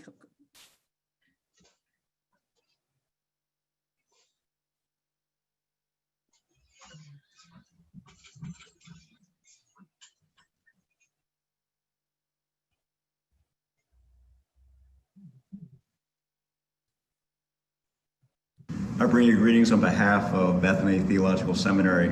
My name is Jeff Carter, and I have the privilege of serving this seminary as president. I want to give you thanks for the many words of encouragement we've received, for your prayers and for your support, particularly in this most challenging time as we together have been dealing with a pandemic. In the midst of such change and uncertainty, Bethany this past spring graduated 13. It was amazing as we celebrated the accomplishments of our graduates and sent them off into the world to serve. And you know, the majority of our graduates, as well as the majority of our students, are pursuing a Master of Divinity degree, which means service to the church. In addition to the 13 students graduating from the graduate program, we had 10 students graduate from the Brethren Academy for Ministerial Leadership. It is an exciting time, even in these uncertain times. As we look to the fall, our reopening plan is that we will start our classes this fall in person, face-to-face. For those that do not feel safe or are uncertain, they can join us online through our Zoom rooms, our virtual classrooms. But for us, we will begin face-to-face, although many of the usual programs will be done virtually at a distance, like worship and meals. In time, we hope to get back to what is a new normal. For us, though, beginning face-to-face classes is important as we think about ministry and the church and the relationships that are so dear. Now, there are a number of key programs that are happening at the seminary to help encourage our students as they pursue their degrees. One that has been going on for a number of years, which is really exciting, is the Pillars and Pathways program. Many of you know that our students' tuition after 2 scholarships is $2,200. But for the Pillars and Pathways program, our residential students living in our neighborhood, we can reduce all educational and consumer debt as they matriculate through, which is removing the financial burden that stands between hearing God's call and pursuing it, and then going out and serving. At the center of the seminary's work is our academic program, which we engage with great innovation and creativity. A class that we've been working on, which will debut this fall, is in conjunction with Columbia Theological Seminary, where members of their faculty will be teaching with members of our faculty. The focus of the class is African American hermeneutics, looking at the Gospel of Luke. This class is timely and it is important as we engage the current challenges of this time with meaningful study. As we engage our academic program with a spirit of innovation and creativity, so we engage our common life with a spirit of welcome and hospitality. We are proud to offer a robust community for residential students in the neighborhood and for the distant students that either study online in our Zoom rooms or who travel to campus for intensives. Together, our goal is to welcome and nurture a diverse student body that broadly represents the Church of the Brethren, but also serves students from other denominations. For as we are engaged in rich conversation with diverse perspectives, so we prepare not only our students, but this community to engage the world so that the world flourishes.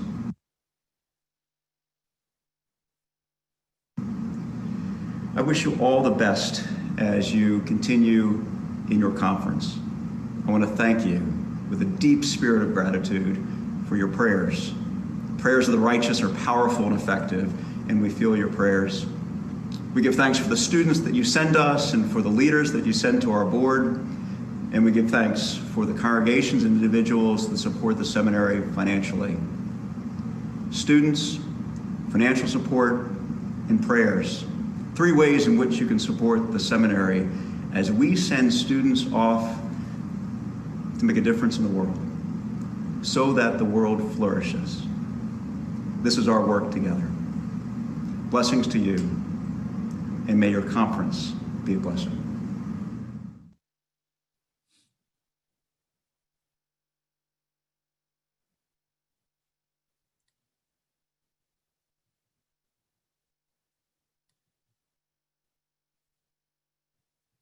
The next one will be On Earth Peace.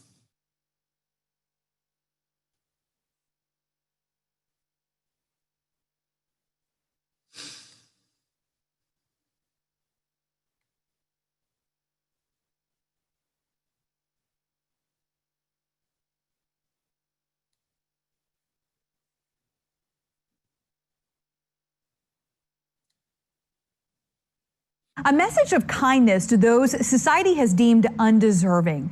A Blacksburg 4-year-old designed a Valentine that's been sent to thousands of death row inmates across the country. 10 News reporter Rachel Lucas has more on why he and his mom created the You Deserve Love project. Watch your fingers. Okay. Otto Wagner is a bright, loving 4-year-old in Blacksburg. All right.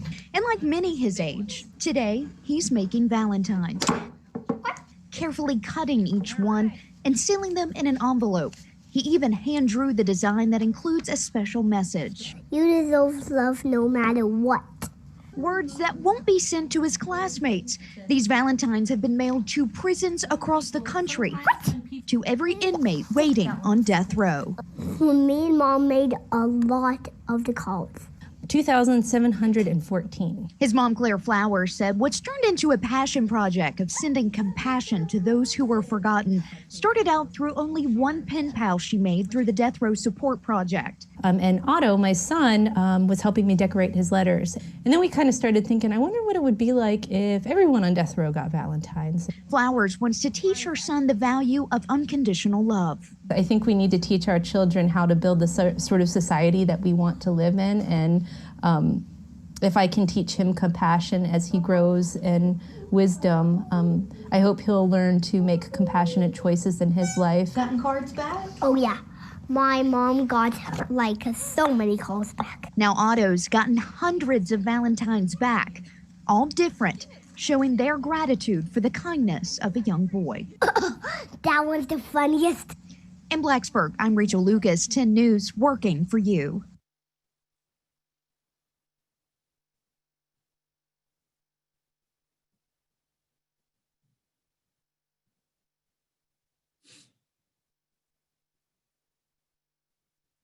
A message of kindness to those society has deemed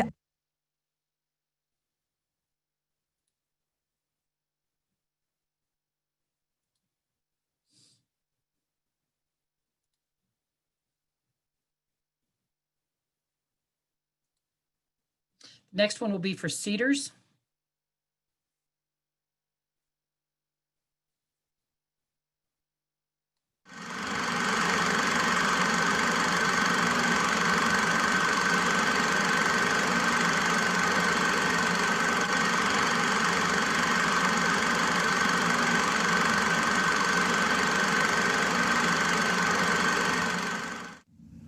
Greetings from the Cedars Retirement Community. My name is Lamont Rothrock, and I am the Chief Executive Officer for the Cedars. I am standing here at our history board in our library, which reminds us of our origins 126 years ago in Darlow, Kansas, created by our church. These are indeed trying times for all of us. We have been so fortunate here at the Cedars to be COVID-19 free. Our staff has done an amazing job of keeping our residents and our staff safe. It is during times like this that relationships become even more critical. Our relationships with the Church of the Brethren continues to be a priority on our campus. The Western Plains District offices are located here in the Wellness Center. We attended NOAC this last fall and plan to be active in both the annual and district conferences. We stay active with the other Brethren retirement communities across the country. And recently, the denomination made a very generous donation to all the Brethren retirement communities. That was not only a blessing, but also sent a message to our employees of the importance and impact that the Church of the Brethren has had and continues to have on us. Through this pandemic, we continue to focus on what we are in control of and how we can get better as a retirement community. What has become crystal clear for our residents and staff is the importance of social interaction, while we are required to keep our distance and interaction limited. This is one of our greatest lessons we have learned. We must continue to focus on not only the physical health of our residents and staff, but a renewed focus on their spiritual, social, and emotional well-being. As a district, I hope you will continue to support the efforts of the Cedars with your gifts, talents, time, finances, prayers, and of course, consider spending your best years of your life here as a resident. Peace be with you.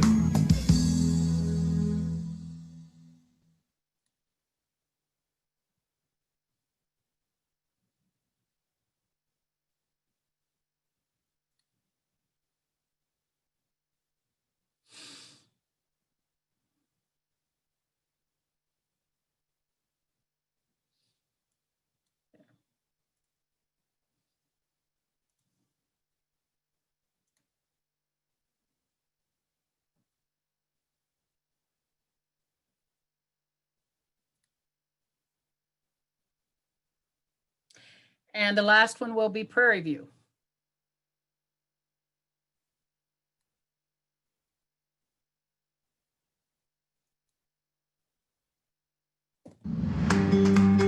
I am the journey. I am the anticipated adventure. I am the moment to behold. I am the time that stands still. I am the craftsman of my soul. I am the difference between merely existing and living. And I am worth fighting for. We all start at our own point. We all begin on our own path. But the human spirit yearns for fellowship. It yearns for community. Despite our individual struggles, despite the stigma and the uncertainty, despite our story being unique to us, we are stronger together. We are a community of support to reflect, to recover, to restore, and to renew. To hold ourselves accountable for the quality of our lives, to bear the responsibility of our own health and well-being. Prairie View has dedicated over 65 years to providing the foundation for improvement. And together, we are developing new and better solutions for mental wellness. Our mission is to transform lives. So whenever you are ready for your journey, whichever path you currently walk, whenever you are ready to take the next step, we are here.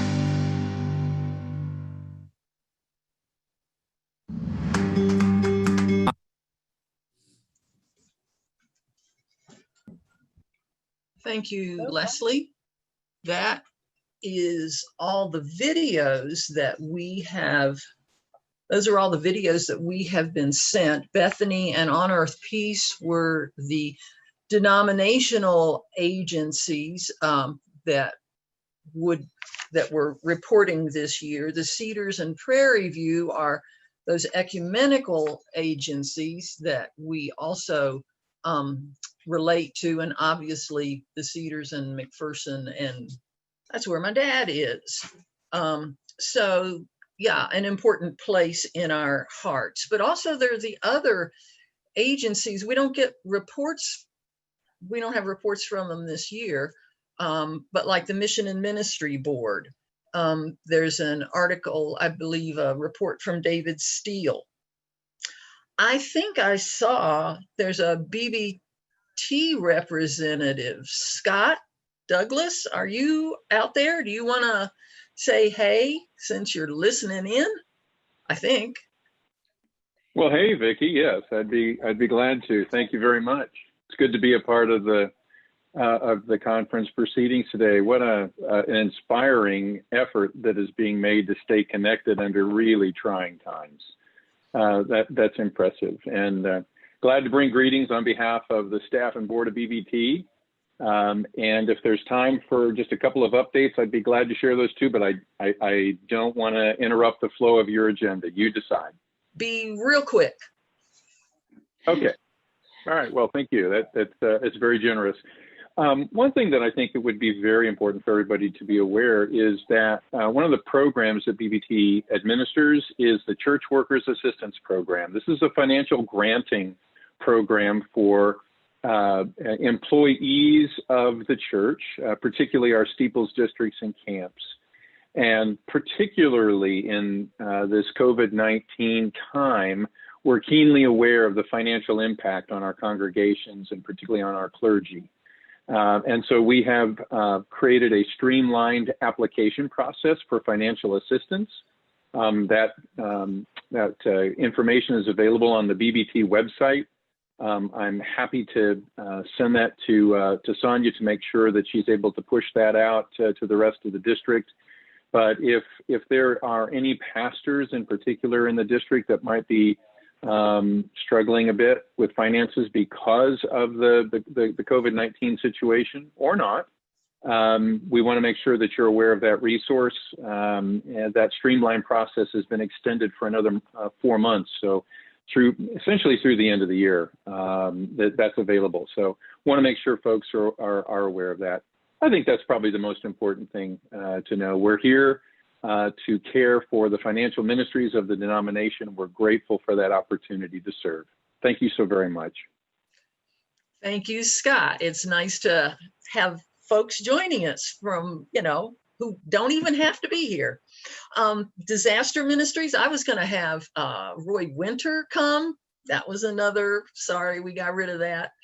I know that Monica Rice is out there, and Monica represents McPherson College. And I don't know if any of you are missing the experience of hanging out at McPherson College, but I know Monica might have a thing or two to say. Are you still there, Monica? Have you Yes, I am. Thank you, Vicki. And hello virtually to you all. We're sorry not to be welcoming you to campus, feeding you our delicious food. I suspect you aren't sorry to not stay in dorms, but I know that McPherson College has become well and closely associated with District Conference. So we hope to stay closely tied with you all.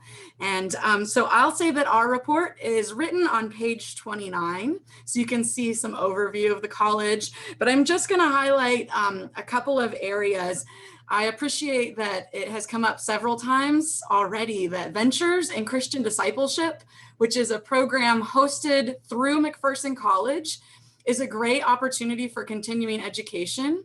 It was founded as a program to provide resources for lay people and credentialed ministers alike. So don't feel like these classes are just for pastors. They are for anybody, and that is the intention, that you can grow in your spiritual life, whoever you are. And so this is brand new for you all. Our website just went up on Thursday with the upcoming classes for next year. And so I'm going to put in the chat how you can get to that site, www.mcpherson.edu/ventures. And the theme for the coming year is change. Our committee came up with that theme last November before anyone could dream of COVID-19, and now it is even more appropriate. And we're so excited to have great leadership from speakers like Aaron Matheson, Eleanor Hubbard, Stan Dewick, Dana Cassell, Bobby Diakma, and LaDonna Sanders Nicosi. So I'll let you all look more closely at what each of those courses are, and they're spread throughout the entire fall and spring of 2020 and 2021. And if you need CEUs, we do have confirmation that those will be available for watching the courses. The only other thing that I'll highlight at McPherson College, well, a lot of you may be wondering what the college is planning for the fall, and I won't go into detail about that, but the college will be hosting a huddle, an MC huddle on Zoom, similar to what we are right now, with President Michael Schneider on Monday evening, August the 10th. That's going to be at 7:30 p.m. I don't yet have information about how to sign into that, but if you're curious about what's happening at the college and coming up this fall, it's a great opportunity to hear from Michael himself how we're interacting with COVID-19 and how we are hopeful and ready to welcome students back to campus in a safe way. And then the only other thing I'll highlight is our very successful student debt project that was piloted with about 50 students last year, where we're trying to address the question and the issue of debt, not by just giving scholarships, but instead by building relationships and encouraging students to think about their own financial decisions and how that's going to impact their future. And so a couple of statistics from that program and how successful it is that out of that program, we have an 87% retention rate between last year and this. If a student participated last year, they are very likely to be coming back to McPherson College this year. And on average, each student that participated reduced their debt for 1 year by $10,000, which is just amazing when we think about how that's going to impact their financial future after they leave the college and need to start paying back student loans. This is a program that we anticipate having over 150 students in this year, and we're currently soliciting mentors for that so that we can keep building those relationships. So I think that's all apart from my written report, and thank you so much for allowing me to have time, Vicki. I appreciate sharing. Any questions for Monica? All righty. Not seeing any. Let's move on. We're now, who knew, a little bit ahead of schedule. I don't think that's going to hurt anybody's feelings. And I'm guessing, Sonia, don't take advantage of the extra time, Sonia. I'm just telling you. Come on up and you can do your report now if you're ready, Sonia. Good luck with that, Vicki. Okay. Well, first of all, I want to add my thanks and congratulations to all of the people who have made this virtual conference work. I know that we would rather be seeing one another in person, doing the things that we love to do, hug and handshake and all of that. I know that would be preferable. But by golly, you have pulled it off. And it has been a good conference. So thank you, thank you, thank you to everyone who made this possible. Here is my presentation. And by the way, if you want the first presentation, it's on page 9 of your booklet. In this time of such depression, such division, such walls of certainty that have been put up, such hardness of heart. My intention today is to give to you the gift of my 11 plus years of being your district executive minister. And that gift that I wish to bring is my dream for the district as it goes forward. The dream consists of 3 major parts.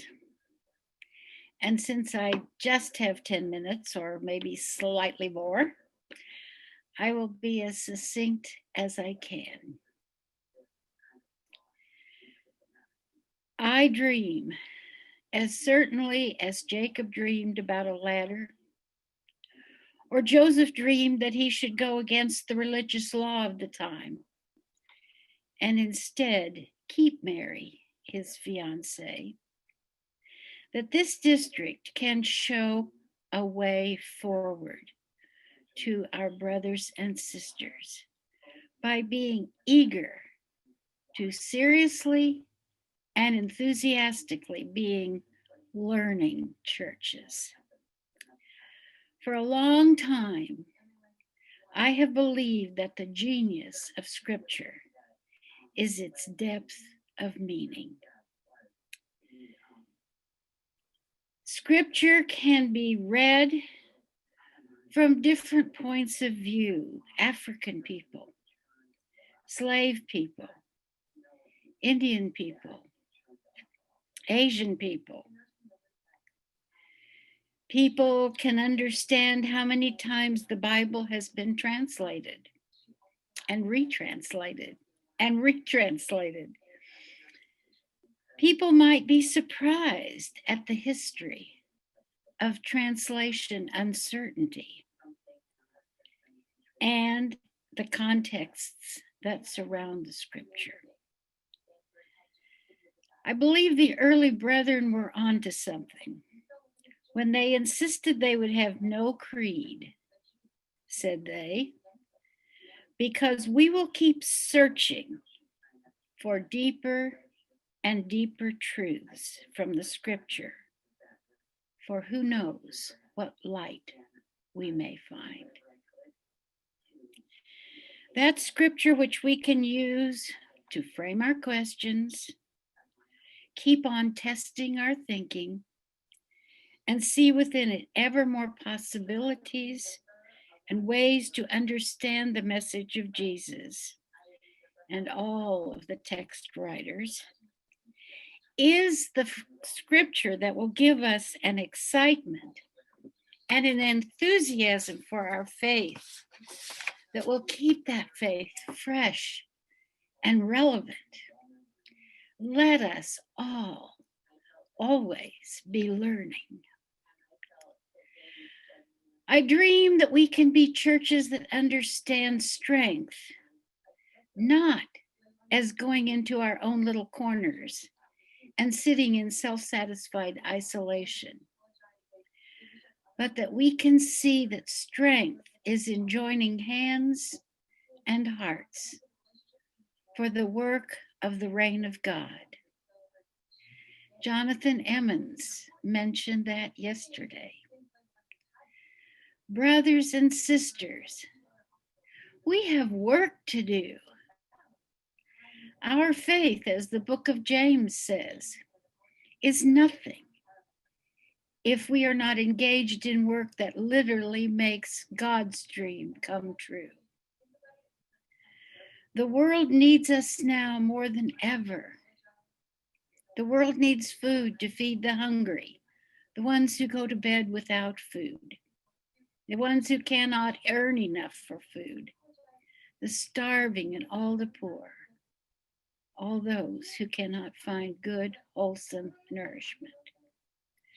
The world needs water for the thirsty, immigrants who try to get across the desert, the ones whose wells have dried up, people in towns where water is tainted with lead and so is not fit to drink, those who are thirsty not only for water, but for knowledge, for deeper meaning in life, for hope and joy and peace and love. The world needs welcome for all strangers. The world needs kindness and gentleness and patience for those whose bodies and minds are locked in prisons. The world needs us to reach out with hearts and minds and strength to love God and love our neighbors. And in that work together is strength and promise for us all if we will but join our hands together. I believe even Jesus told us so. Our hands can be outstretched far beyond ourselves and our little lives, and they can reach to the whole world. And finally, I dream for the churches of Western Plains District that we might have the courage of love, of loving one another. Love does take courage, dear friends. Did you know that? We think of love as a kind of soft, sweet thing, sort of like marshmallow candy, that will come to us unbidden and without any words of courage at all. And that is not true. I suspect that every last one of you or I can think of someone we don't like. The persons who seem so wedded to one way of thinking or being. The narcissist, the liar, the cheat, perhaps even the murderer, the one who is brutal and harsh, the one who is cruel to wives or husbands, to other men or women, to people with a different color of skin, to people who are down and out. The list could go on, but you get the idea. You do not like them. You don't get along with them. So they become scum. Surely even God doesn't like them. And yet, God may or may not like their actions, but God has the courage to love them.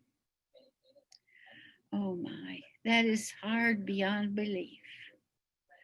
Or maybe there are people whose ideas and even faith don't agree with our own. And it's equally hard to love them sometimes. Yes, true love, not the soft marshmallowy stuff, but the real stuff, takes a great deal of courage. Courage is bravery. The bravery that says we will do what is right, no matter what happens to us. Courage is the bravery that will risk life and limb for something we believe will make the world a better and stronger place. Courage is that in the prayer of the heart, which throws aside all thoughts of self, like an old worn garment, and puts on new, fresh garments of care and love. A love, if you will, considers the needs and wants, the humanity of the other person to be even more important than one's own. The courage of love will literally save the world. Friends, I still have a ways to go myself in meeting these dreams. However, they are my ongoing dreams. In fact, the reason I live for this time, I believe. Today, I invite all of you to share these dreams. They are not just mine. They are and always have been the dreams of God. Now I invite you to listen to some of the words of this hymn. I, the Lord of snow and rain, I have borne my people's pain. I have wept for love of them. They turn away. I will break their hearts of stone, give them hearts for love alone. I will speak my word to them. Whom shall I send? Here I am, Lord. Here we are, Lord. Amen. Thank you, Sonia. Appreciate that. Are there questions for Sonia?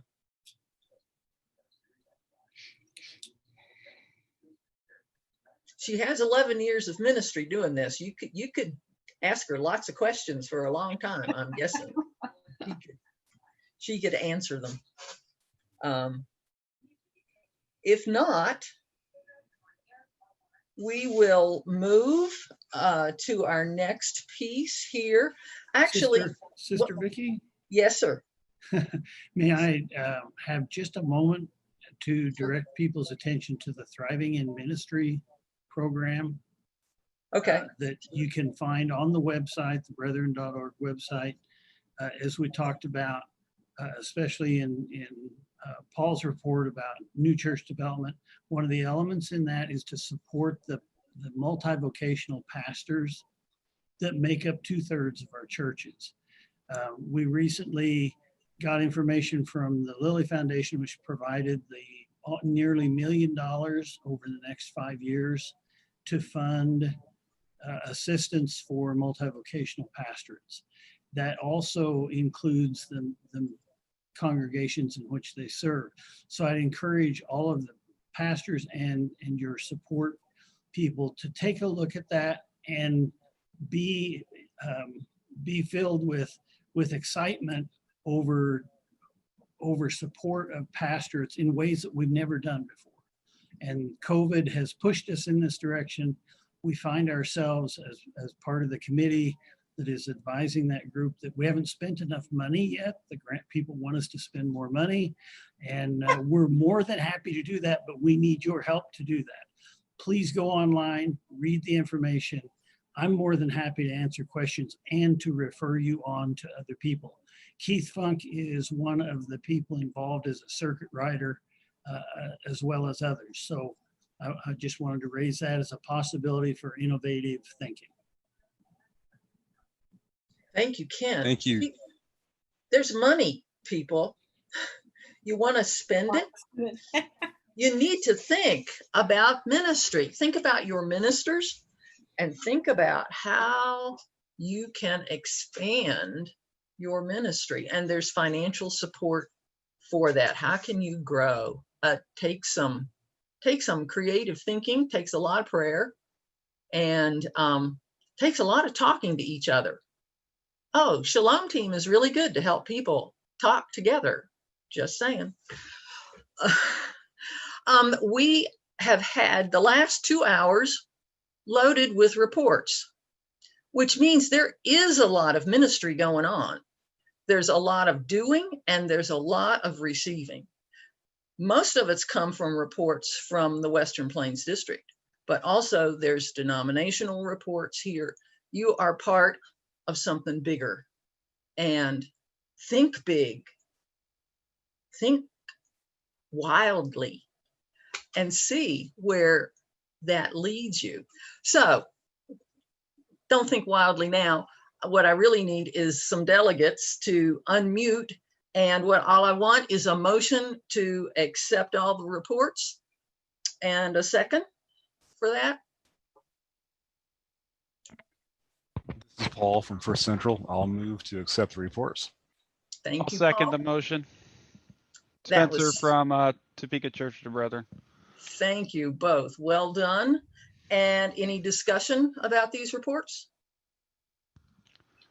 How about a vote? Hands up. This is me with my hand up. Thank you. Mine votes yes. Thank you. Thank you. Thank you. I'm seeing a lot of hands. I'm seeing lots of hands. And remember, it's just for delegates, although I like waving at all of you. I would say the reports have been accepted by the Yes. delegate body. We have. Thank you very much. Thanks, everybody. All right, we have no old business from last year. We are now moving to new business. And our first item, we started last evening with the affirmation celebration of those called to serve. And Dorothy Davidson made that presentation and reviewed the slate with you. Are you prepared to affirm the slate as it was presented to you? Hi, this is Jim Therian from the Osage Church. I don't know if this is proper or not, but I make a motion to reject the slate and open up the floor to nominations. Well, I'll tell you what you can do, Brother Jim. You don't have to reject the slate. I don't need a motion for that. I think all I need. So let me back up a second. In my thinking, a slate is a slate. I mean, it's there and it's set. That is not the way Western Plains District works. It allows for, as I work my way through the bylaws, it allows for nominations from the floor. So Jim, I can't find you on the screen. Where are you? I'm right here. Can you see me?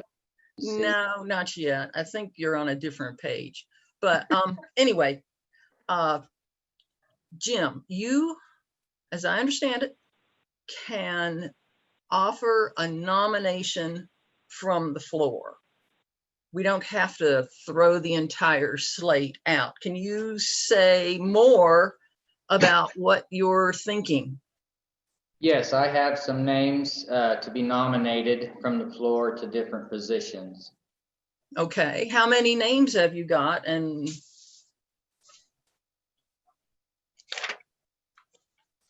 I have 9 names. You have 9 names, and you're doing a whole rework here of the slate. It sounds like. Maybe that needs to happen. Well, we have a whole delegate body to work at that. Why don't you put out your suggestions first? Point of order. Point Barbara of order. Davis, point of order. Yes, Do we ma'am. have, the names that you're putting out, Jim, do you have the profile for that so that we would have that in place for ourselves? I mean, that's how it would work at annual conference. We would need the profile. Do we have all that? And have permission from the people that you're appointing or you're presenting? I've already gotten permission from the people that I'm presenting, and we don't have profiles because we don't have everybody here to do that. I don't, okay. Didn't know that was needed. I've had people nominated from the floor in past events and not had profiles have to be presented at that time. Moderator Vicky speaking. I don't think we need the profiles. We do need a signed document that says they agree to serve in that position. So that would be some kind of a text piece of paper. Vicky, I have the Gifts and Discernment in Western Plains, Identifying Gifts in One Another form that was filled out and sent in, signed by our moderator, Vernon Egbert. And so I am reading those names from that list, who all volunteered to serve on various positions within the district. Okay. So why don't you go ahead, start at the top of the list. I will start with Communications Team, Bella Crumpacker. Outdoor ministry team, Matt Hartman. Recording clerk. Wait, go slower. I'm writing stuff down. I need to. All right. You had communications, Bella Crumpacker. Outdoor ministry team, Matt Hartman. And he could give a And biography. recording clerk, Sharon Leonard. Stewards team, Jim Huff.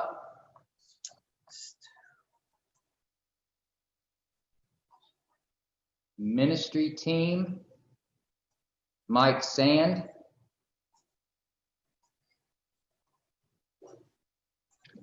New church development team, Beth Crumpacker.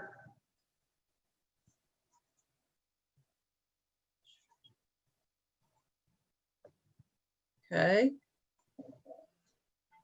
And I was just told not to do one of the others. They declined. So that is who I have. I do know that Paul had talked about eagerness to have youth involved with the new church development team, and Beth Crumpacker is a youth, and many people in Western Plains should know who she is. Okey-doke. Moderator Vicky speaking again. Well, first you just threw me a big curve here, Jim. I like warning. It's always helpful. I can do better that way. So I'm just going to kind of work my way through this. And do you want to say anything at all about, you've got 1, 2, 3, 4, 5, 6 folks. Are all of these folks from the same congregation? Yes, ma'am. They are all from the Osage Church.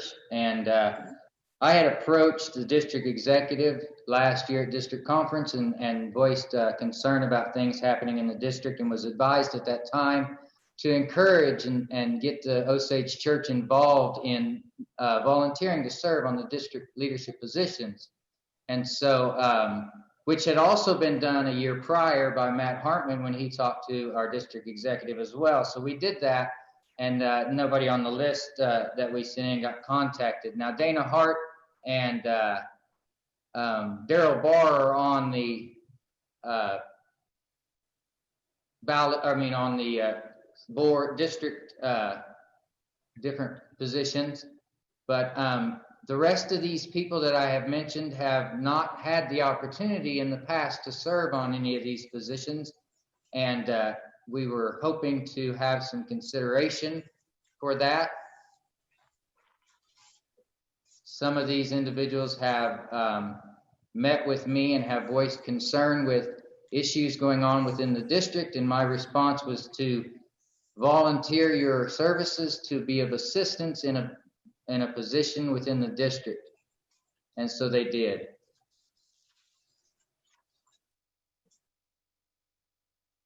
I also have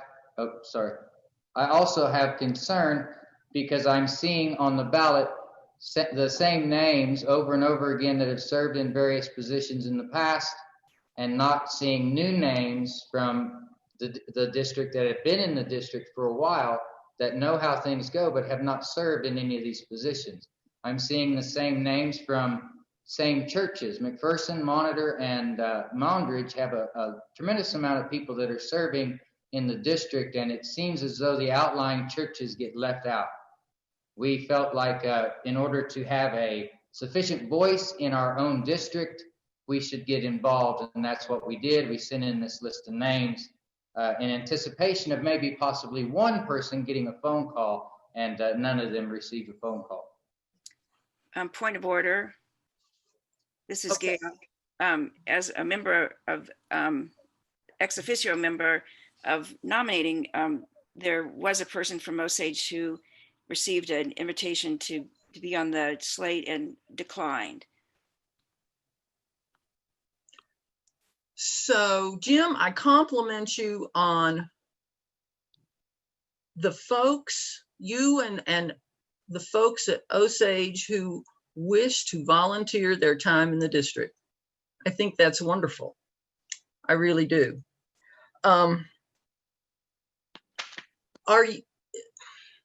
Did you hear Dorothy Davidson's presentation about how the gifts discernment team functions? Did that make sense to you about how they work? About how it's supposed to function? Yes, ma'am, it did. It just seems very odd to me that God would be calling the same people over and over again to serve in these positions. And I think that God would actually be calling new people to these positions, people that have served in our church on various board positions, but haven't had the opportunity to serve in our district. I would think that God would be calling some of those people and not the same people over and over and over and over again. I cannot speak to the over and over and over again aspect. I'm sorry, I have no sense of that.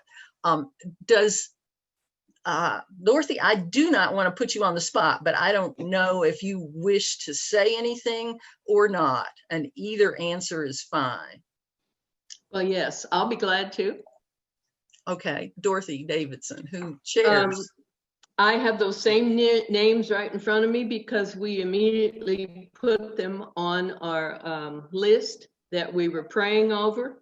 There was no openings on the communications team, the recording clerk, the stewards, or the ministry. So immediately they're still on the list for if an opening comes up.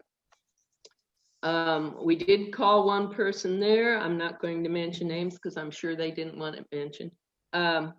So that left 1, 2,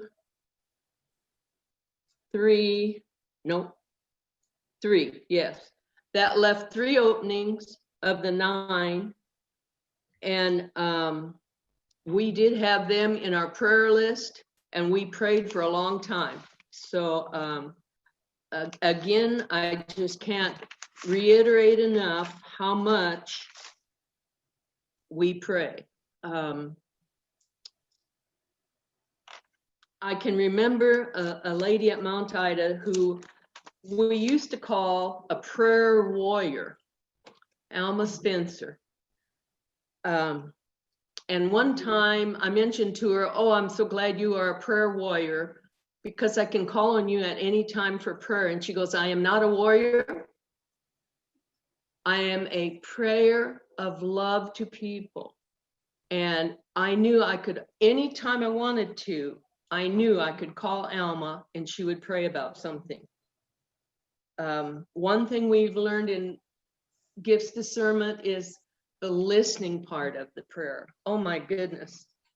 I've told this story before about when Marge Burkholder came on the committee or on the team.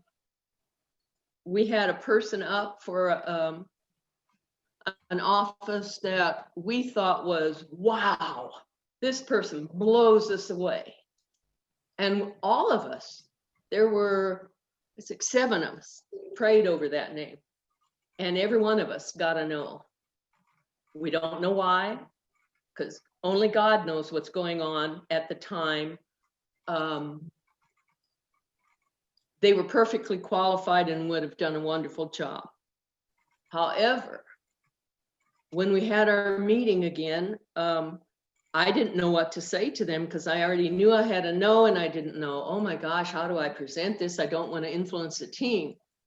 And Marge, since she was innocent and new, said, well, I don't know about the rest of you guys, but I got a definite no on that one. And it was just like a huge sigh of relief because we had all gotten a no. And it's not because the person wasn't qualified. And it's not because they weren't passionate about the job. It was just not the right time for them at that point in time. So we have learned to listen to God no matter how long it takes. And we prayed for a long time. Last night, I told you, we started in October and we had a lot of time. I even had to do meditation before I prayed because I had to get myself out of the way. Does that make sense to anybody? I had to get myself out of the way so that I could be open to what God wanted us to do. So we have to remain humble in that. All these names are still there, and we will still pray over them other years because, oh, you talked about same people, same people, same people. No, not really. We have a certain amount of time. Now, if you're a chairman of the team, you get 6 years. You get 3 years, and then you get voted on again, and 3 more years. And then you're off. That's it. You can take a year off, and then if you want to be on some other team, fine. But other members of the team get, every year we put them on the slate to they make up their own mind every year if they are still wanting to stay on that team or not. And as you can see, like in gifts discernment, we had 2 leave this year. So that's when we put somebody else on and we pray about it. But we pray a long time and we pray hard and we listen a lot. I just don't know what else to tell you. Well, thank you, Dorothy. I appreciate that. What I'm sensing is we need to have essentially an election. And here's what I'm thinking I'm going to do. Let me check something here. Vicky, I gotta check something here. Tharian from Osage, Vicky. Yeah, Jim, go ahead. Okay, I was unaware of some of those positions not being open, so I could streamline this and nominate the 2 people that for the 2 positions that's open. So like the outdoor ministry team, there was a position that was open, and I would like to nominate Matt Hartman for that. Well, I think it has been filled.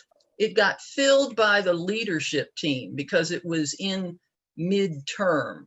Right. So, so John Hoffman picked up Susan Kendall's vacancy several months ago and has been already working with the team.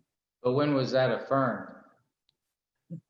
It would be affirmed now. It was properly and appropriately filled midterm. So it's a follow-up. So now you're telling me that there aren't any positions open to put people because the leadership team has already filled those positions with the people that they want. I'm done. No, that is not true. That is not true. That is not true, Jim. Sorry.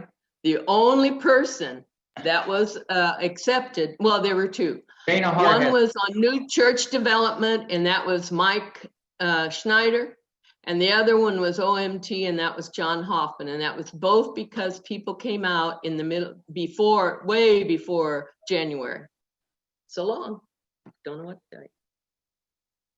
This is Dana Hart from Osage Congregation. Can I speak? Yes, please.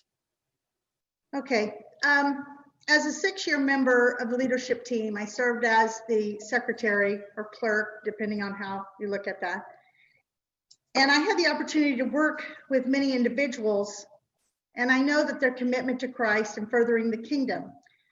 But what is really concerning me, and we've seen this just yesterday and today, that we have 37 congregations, and we have 23 congregations with delegates, but we only have representation on the leadership team and on committees from 18 of these congregations. Nebraska has 4 congregations and only have representation from 1 church, which is Holmesville. 3 of those churches have no representation. And some of these churches also have no delegate here today. Colorado has 8 congregations and representation in 6. 2 do not have members serving currently. New Mexico's congregation is not represented at all. Kansas has 24 congregations and has representation from 11. 13 do not presently have any representation, and many of those congregations do not have a delegate either. Now, many of the people who are serving on the leadership team are strong in their positions. Many of them are retired ministers. Some of them have been, associated with McPherson College and other ways. But we have seen how the use of conference calling and Zoom can broaden our group's participation. In the past, people would say, I can't make it to these meetings. I can't be a part of this because I live too far away. I have cows I have to take care of. I've got other responsibilities. But 19 congregations have no representation at all. What happens then is that people begin to step back. They are not involved. They're not active with the district. And in that way, what happens is that it becomes lopsided, okay? We have 18 people serving in leadership positions from the McPherson congregation. And they have repeatedly served in many positions. And I went through all the profiles all the way back from the booklets that I could find at my home from 2015 on, looking at some of the things that they have done. Some of the congregations that used to have representations no longer do. And many of them for quite a while have had no representations at all. And I just feel like I would be support a balloting process as a way to draw more candidates for leadership positions in our district.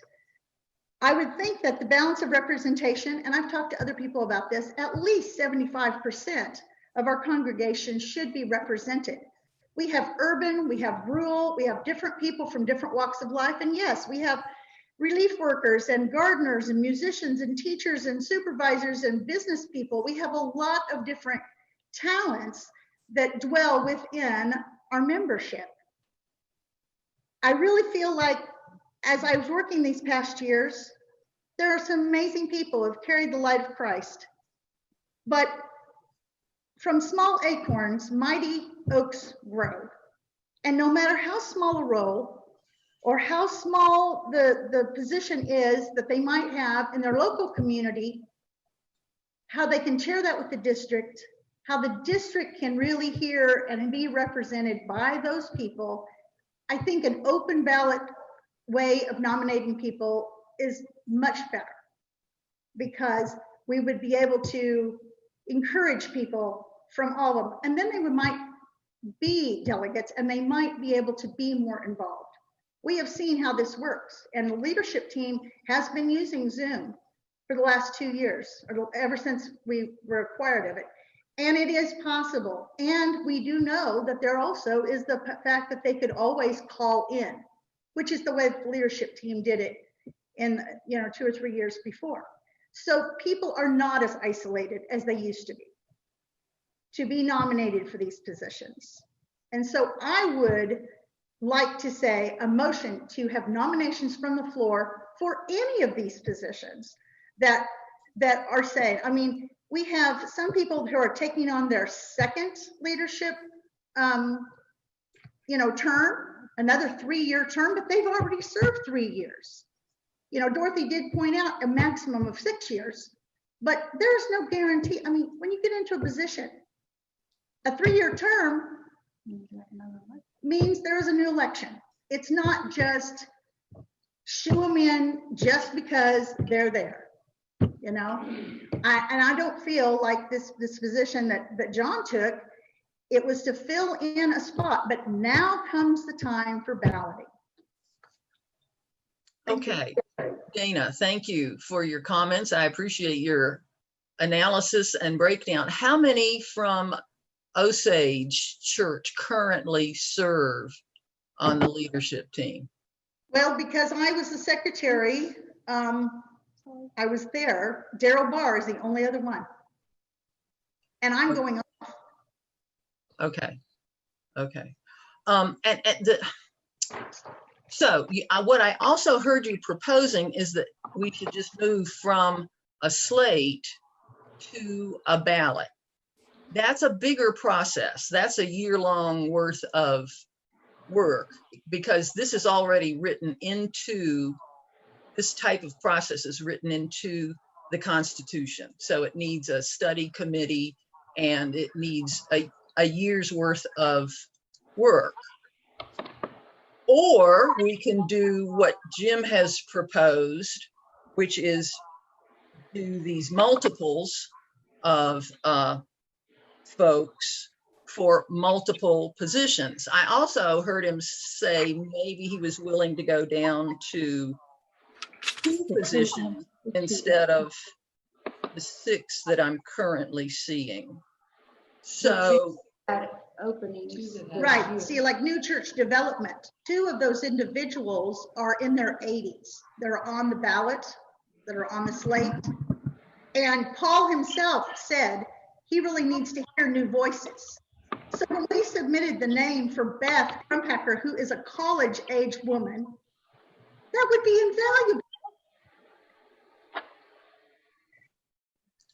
invaluable. Vicki.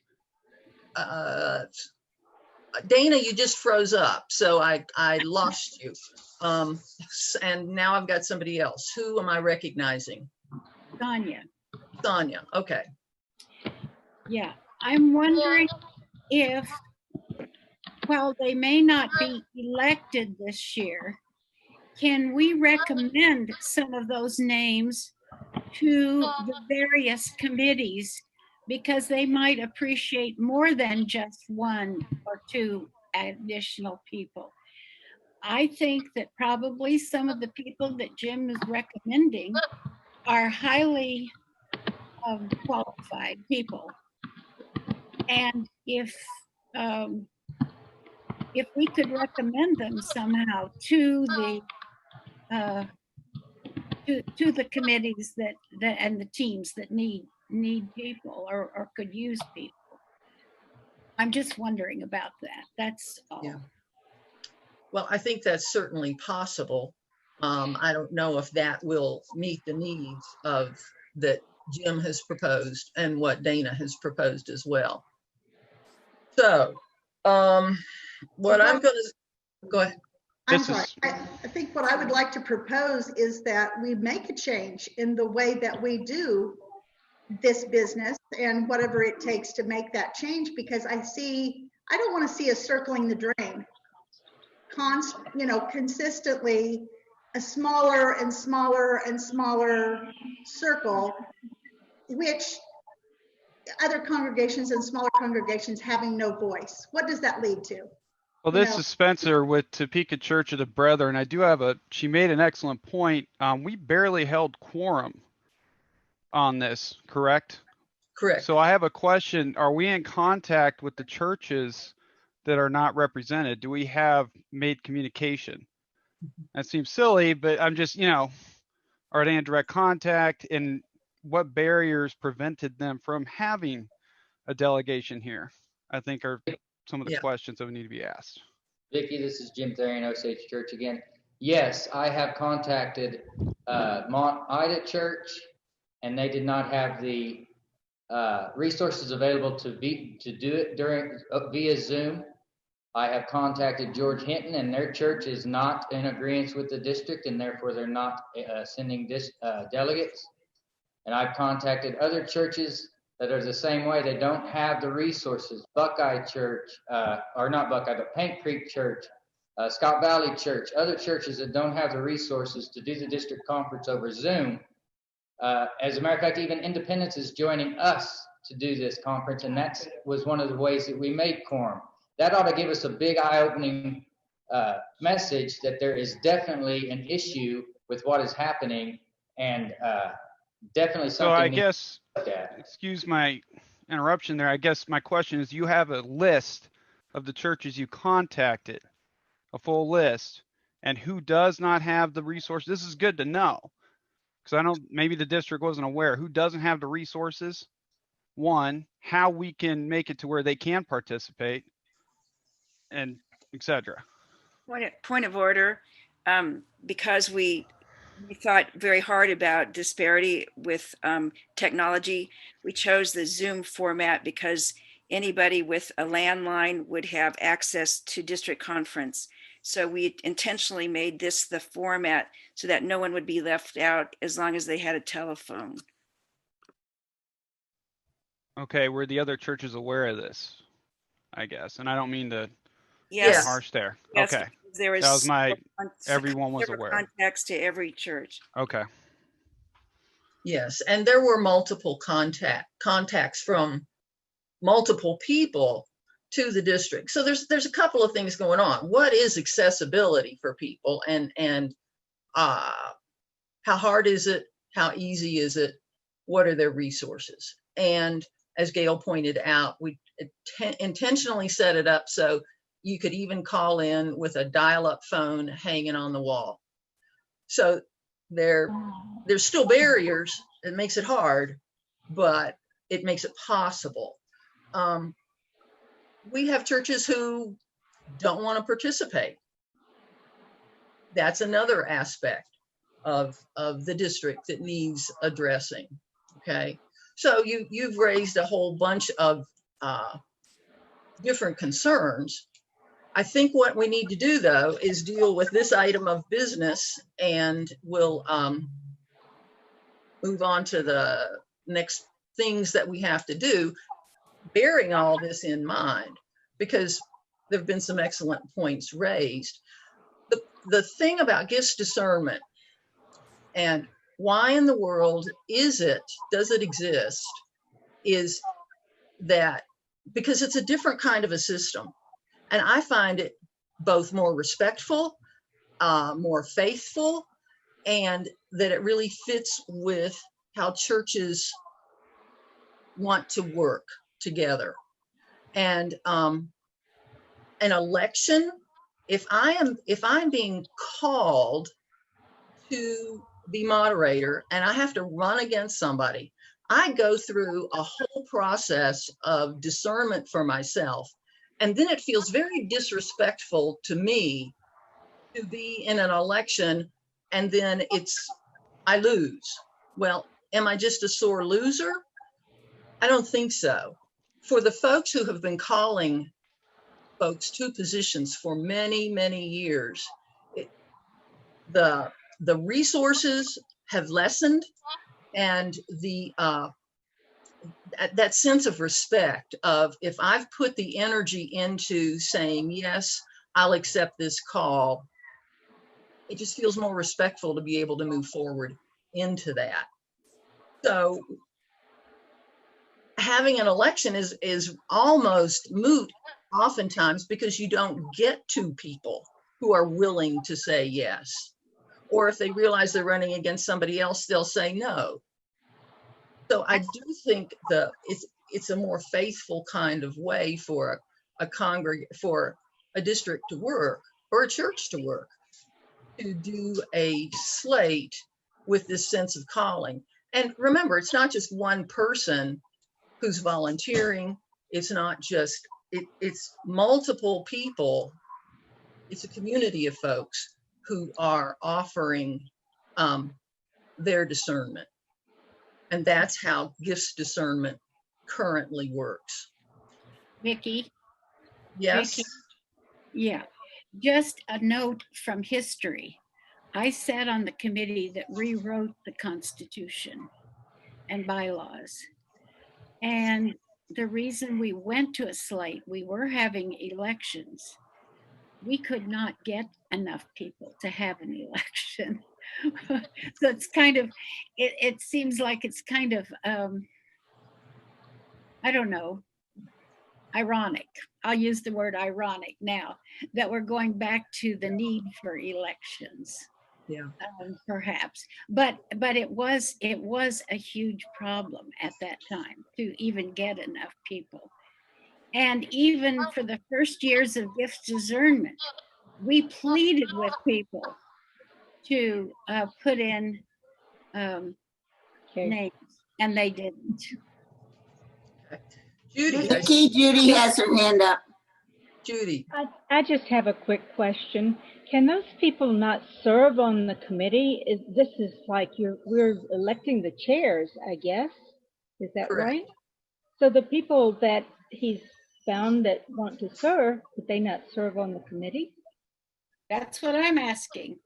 That's what Sonia has said. I'm going to Okay. defer momentarily to Dorothy.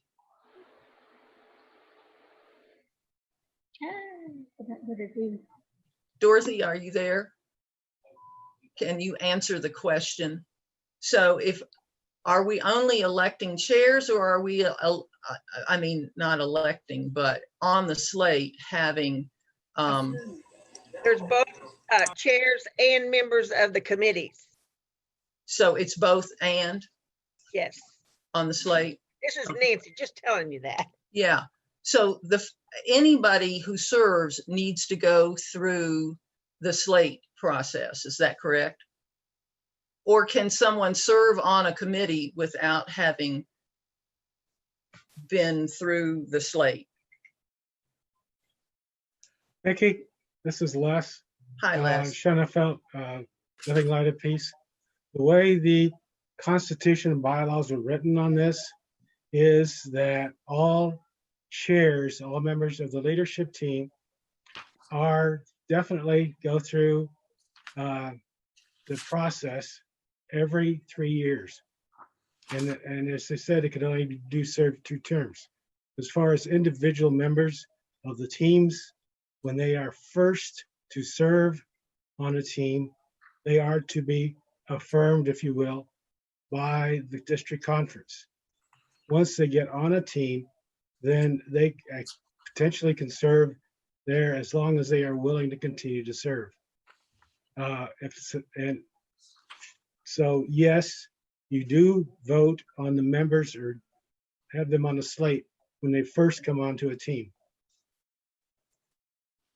This is Kim Therian with Hi, Kim. Osage Church. Go ahead. Just through this conversation, it makes sense to me. Like I had, when Sonia said about the elections, I remember that, you know, we have 7 elections and not having enough people for the ballot. And I knew that that was why the gifts discernment team was formed. It would make sense that as we had people who were willing to serve, that we would have the election on all those willing to serve, and the gifts discernment team would then be called to fill those positions that no one was available for, or no one was volunteering for. Because they would be calling people, since no one was volunteering their services or listening to that call and you know, volunteering themselves, then this gifts and discernment team would be the ones calling them in. Is that a proposal that you're making, or is that how you understand how the system works? I'm saying that makes sense for it to work that way. I don't know. Okay. Okay. All right. All right. That's good. Thank you. Since Okay. it was an issue before the opposite way, and now it's an issue now the opposite way. I'm just thinking. Yeah. Right. I get that. Okay. Well, I've heard some good ideas, but I still have what I have. So, and I have to operate the system that I have. Bob. Vicki, this is Bob Bates at Garden City. There are people that we're voting on this slate who have already been serving for several months and been meeting on this. So it's not like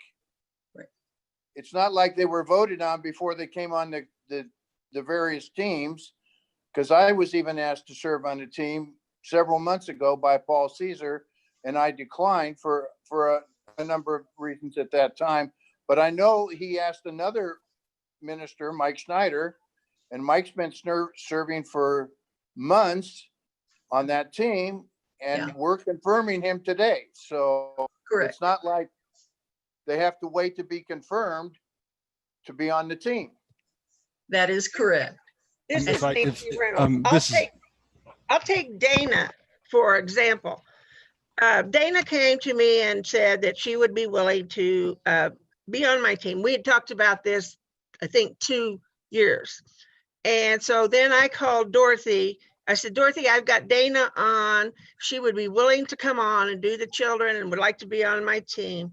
And then they prayed about it and got back with me. Now, I don't know if that's how it's supposed to be done, but that's how it was done.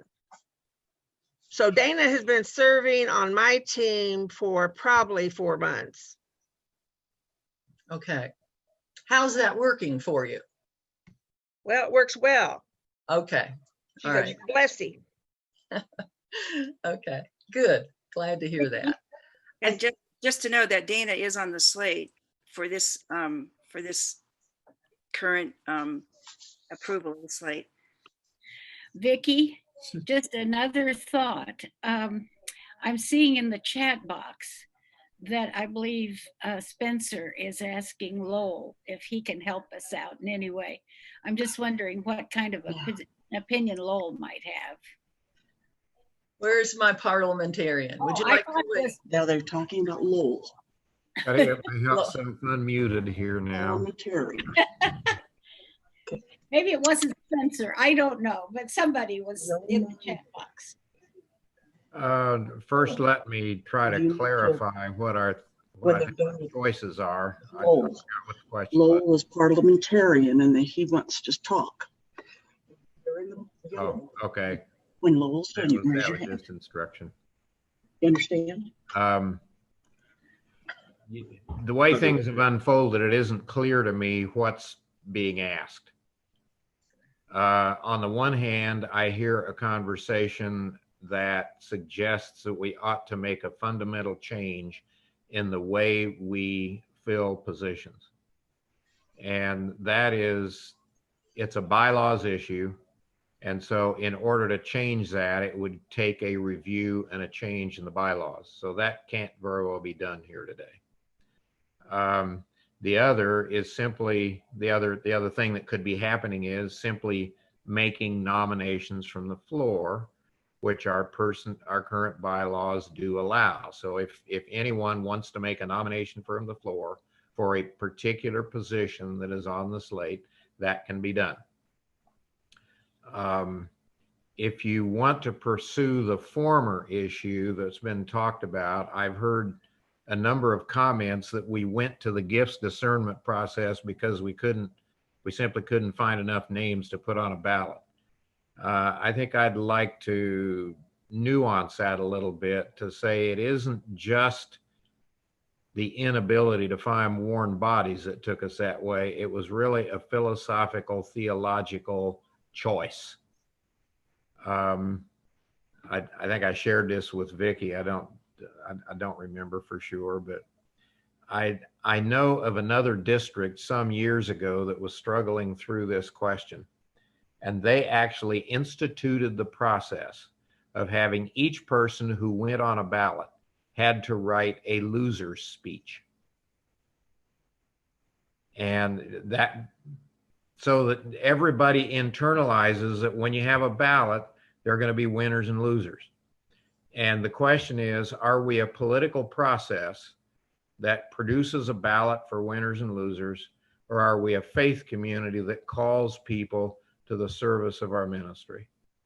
And I think that philosophical position, I think, needs to be a part of our conversation as we decide whether we want to move to a different kind of staffing process. I mean, I think it's a bigger issue than just whether we can find enough warm bodies to put on a ballot. It's who we are as a community, and I simply would introduce that into the conversation. Now, I don't know whether I've really answered the question that was posed in the chat box, but I think you have to decide at this point, do you still want to take nominations from the floor? Are there nominations that are going to come from the floor? If there are, then it's a little awkward because we don't have a real good way of voting on Zoom. But I guess you'll have to figure out how to do that. If it's more a systemic question of how we want to do future staffing of our positions, it probably calls for a study committee of some kind to review why we do what we're doing and whether a bylaws proposal wants to come to a subsequent conference. Okay. The choice between those two things that I think you need to iron out here in the next few minutes. All righty. I have a note that Ken Holderreed has a question. yes, I'm not sure it's a question as much as it is a perspective. As I hear the discussion today, and I've heard it a little bit before, I'm not sure everybody knows who I am. I'm the co-district executive before Sonia came on the team. Anyway, I am hearing the issue is one of disagreement of the philosophical vision of the district. That we are trying to solve it as if it can be done by just representation, and perhaps it could. But I think the congregations that aren't participating are congregations that feel like their perspective is not heard with the district. And it seems to me like it would be good for the leadership team to do something with the district executive to approach these congregations more, quite a bit more than just why are you're not participating, why, and for us to get to the bottom of why congregations aren't participating. I would recommend that the board figure out some way to approach these congregations in the coming year, and that for this year, let's go ahead with what we've got, that what's before us, but that we have a pretty deep problem in terms of differing points of view. And I think differing points of view do not need to be a problem necessarily, but we need to include those congregations in conversation somehow. And I see Lowell's hand. Yeah. Thanks, Ken. So what I'm hearing you say is if there's disenfranchisement amongst churches within the district, there's a different way to approach it rather than making a ballot change, a change to the slate, that it's a deeper systemic kind of issue. And I think that's very true.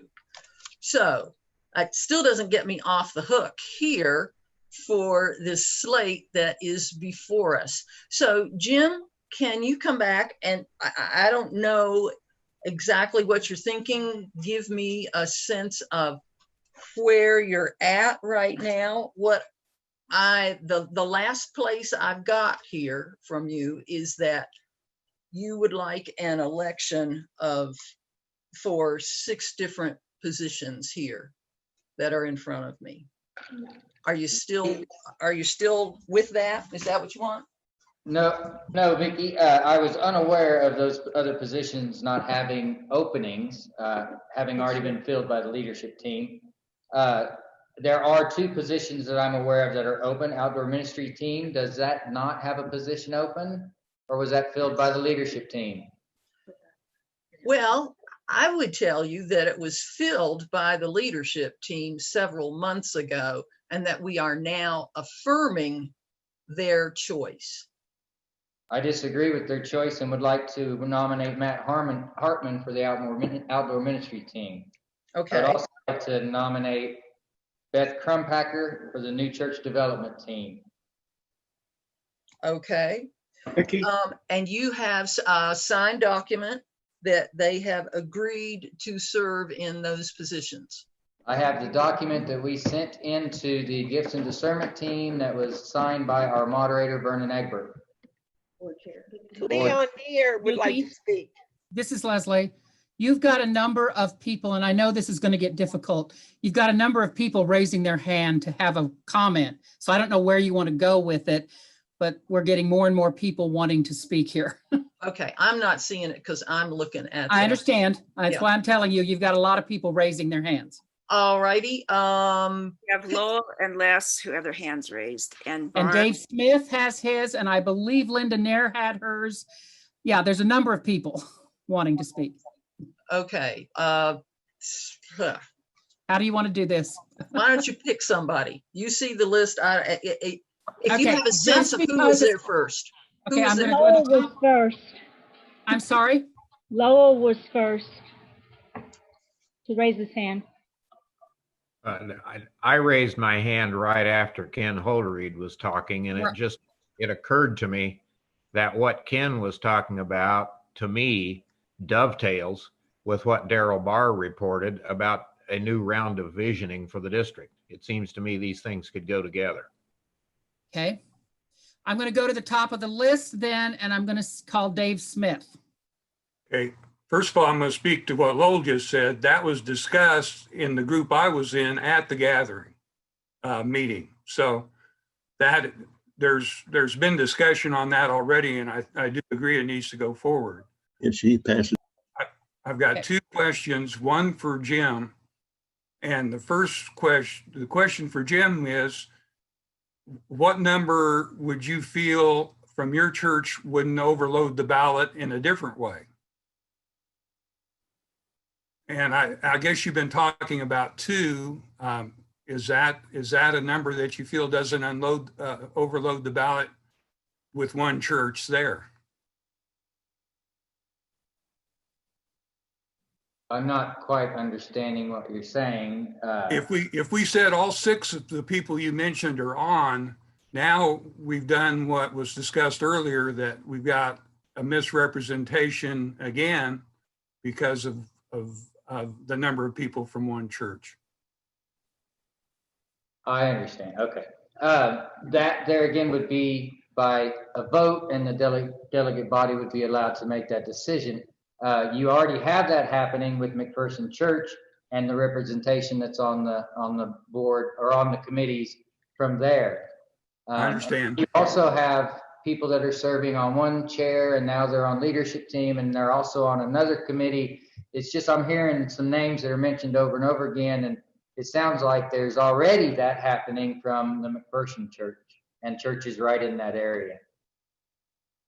Well, I guess my question would be for everybody.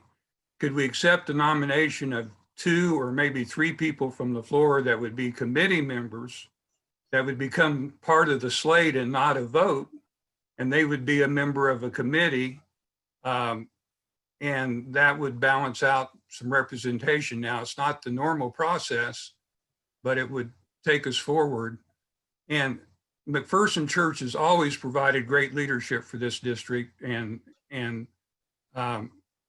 we need more participation from other churches, not less participation from McPherson. Amen. I agree with you.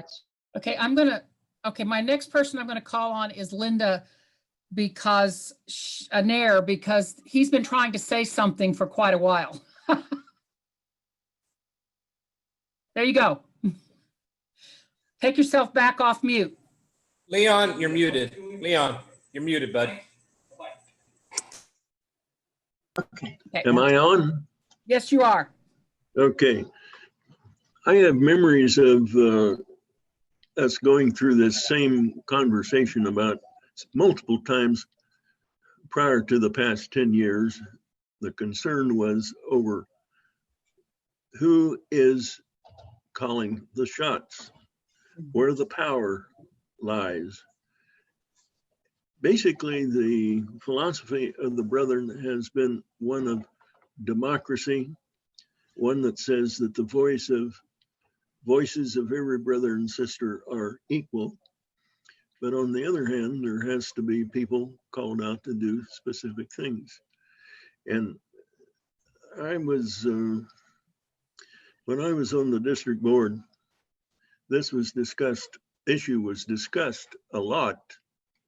And there were debates back and forth between the ballot and the slate. I personally was more in favor of the ballot than the slate, but I am also personally quite happy to live with the slate because that was the vote of the district conference. Now, it would seem to me as though that there needs to be some kind of a vote here now on whether this slate is going to be accepted or not, and we're not going to solve this issue here this afternoon. But if we could go ahead and vote on it and then have the understanding that the leadership committee will be in touch with the Osage Church, and if there can be communication back and forth and an attempt to come up with some solution to this problem, so that the problem isn't just laid on the shelf, but is being dealt with, but we do need to get on with the way things are right now. But if I just say this, I know my name is on that new church development thing. If there's somebody from Osage who would like to take my place, I would be more than happy to turn it over to them. Okay. Who's next, Leslie? Thank you, Les Leon. Chenefelt was next, and then I got you, Barb. I see you. I guess I'm a little bit not understanding the positions are all full. The only ones that are set, the only place there is a number set for how many people serve is on the leadership team and on the chairs of the teams. The teams themselves, as far as membership of the individual teams, they can be very flexible. They can change as needs change, and they can change as people's gifts to have to come in that are needed. So I have a little trouble understanding the full position thing. Okay. We have Barb and then Paul Cesar. Okay, I'm coming back to the very beginning of when I said a point of order, because how do I know who I am voting on at this point? Because I don't have biographical information enough to know who to vote on, because I thought we were having a slate. I understand that we have the process from nominating for the floor, but let me just remind you of the damage that this did at annual conference when 2 women were running for annual conference for moderator, and then a man comes up and wins the nomination. And there were 2 sisters who were highly trained and called into this position to be moderator. Either one of them would have done a wonderful job for the church. They've gone on to do wonderful jobs for the church as well. But we have this male-female thing at annual conference. When a man runs, he wins. I have a real problem when we do election, because it is the good old boys that get in. And when you do a calling out, there is the prayer time. You either trust the process or you don't know the process. And Jim and the people there with Jim, what I see you doing is the first step of the whole process. And that is availing names for positions in the district.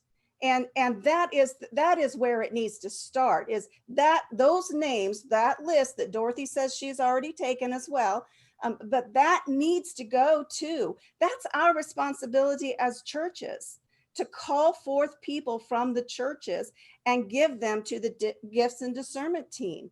I don't feel that this is the proper way of getting the ballot, getting a ballot rather than a slate. I would like us to trust, first of all, the process and work that process through.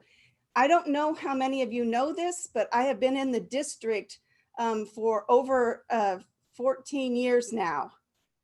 I have yet to hold office or hold a be called to a district position. I have yet to be, and I've talked with other people about this, and I have put my name forward multiple times. I know that I was blacklisted from camp.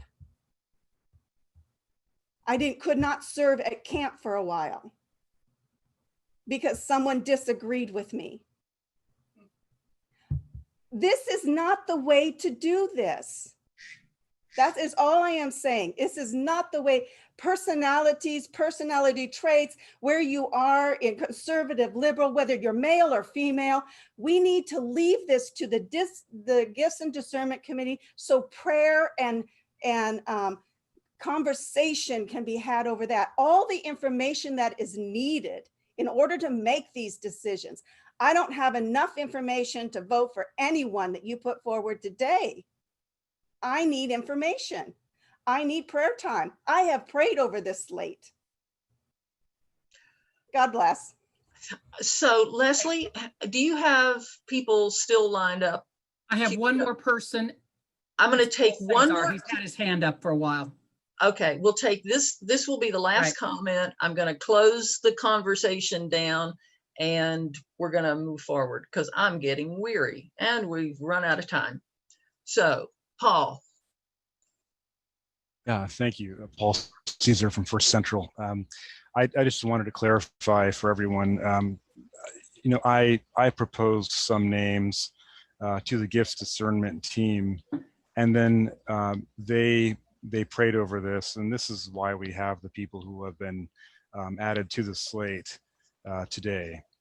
And I intentionally wanted people who are from rural and urban and small towns, people who are younger and older and in between, because I think that the diversity that we can offer as a new church development ministry team must come into play and come as a strength in how we indeed minister to the desire to spread the gospel message. And I think that it might prove useful for us to consider in future meetings, or perhaps even in this one, to discuss how we can allow others to participate, whether or not they are called for to be on a slate, or perhaps to participate as they are able via requests for their consultation or information via their own experiences as a youth or a rural person or whomever. I'm kind of reiterating what people have said in the past, but I just want to consider how we might do all that we are discussing in the light of love, and not and I understand, however, that people are being heard, that others may have felt left out, excuse me, but I want us to consider how we might do all of this in love to each one of our brothers and sisters. That's all I wanted to say. And I hope, Leon, that you stay on the team because I value your experience.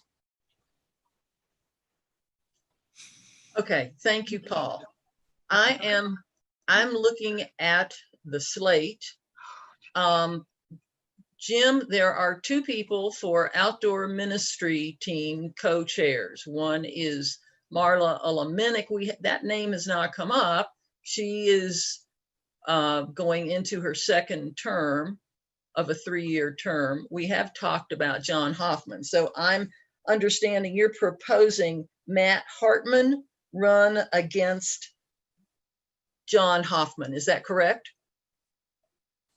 It doesn't matter. I mean, it doesn't matter if he runs against John Hoffman or Marla Olamenik. But I thought Marla's position was she chose to stay in that position and serve. She'd already been. So correct. Okay. So correct. I guess then yes, it would be an election between John Hoffman and Matt Hartman. And Matt Hartman is here to provide a bio. And I appreciate Barbara Davis's comments, but we have it in our bylaws to be able to do nominations from the floor. And I can't answer to what we've done in the past as far as having the bios available. But Matt Hartman's here to provide his own bio if that need be. Well, let's hear from Matt Hartman. Matt, Come sit in here. Oops. go right ahead. How do you zoom it down so they can really see him? Hello, Matt. Tell us a little bit about yourself. Well, I've been a member of the Osage Church here in McKean for, we'd come here in about the early 80s, been a member of the church. I've raised a family, 3 kids here. They all going to start college. Here the next year, they'll all be through in college. Worked with the youth, helped with my Camp Mount Herman, taking care of it, taking youth from our church to Fort Collins for the last 2 years, sessions, and served several positions on boards, property and finance, ministerial boards of our church, and deacon of the church also. All right. So the way the bios are laid out, there's local ministry, there's district ministry, there's national ministry, and then there's personal gifts for ministry, as well as just a statement of, I don't know what it's called, passion. Would you care to say what some of your personal gifts for this ministry are? I've ran my own business for 25 years, so I've got the aspects of knowing finances and then managing. I've managed my own business. I've worked construction several years too, and I've been involved a lot in Mount Herman up there. I've been out to Camp Colorado and seen what that facility's like also, and taken in.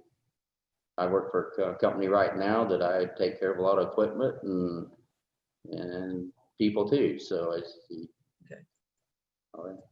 Okay. Thank you. But what, just a second. I want to just say thank you for getting put on the spot and just say some things about yourself. So thank you. So Gail, you had a point of order. It's very nice to meet Matt, and thank you for sharing that.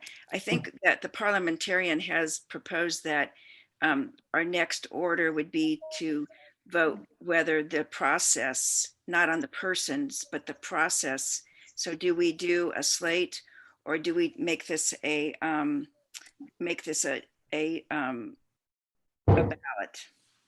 That's what I heard. That's what I heard Lowell saying, but that's not quite what I heard Lowell saying, and it's not how I'm operating. If I'm out of line, Lowell, pop up real quick. I'll tell you what my plan is.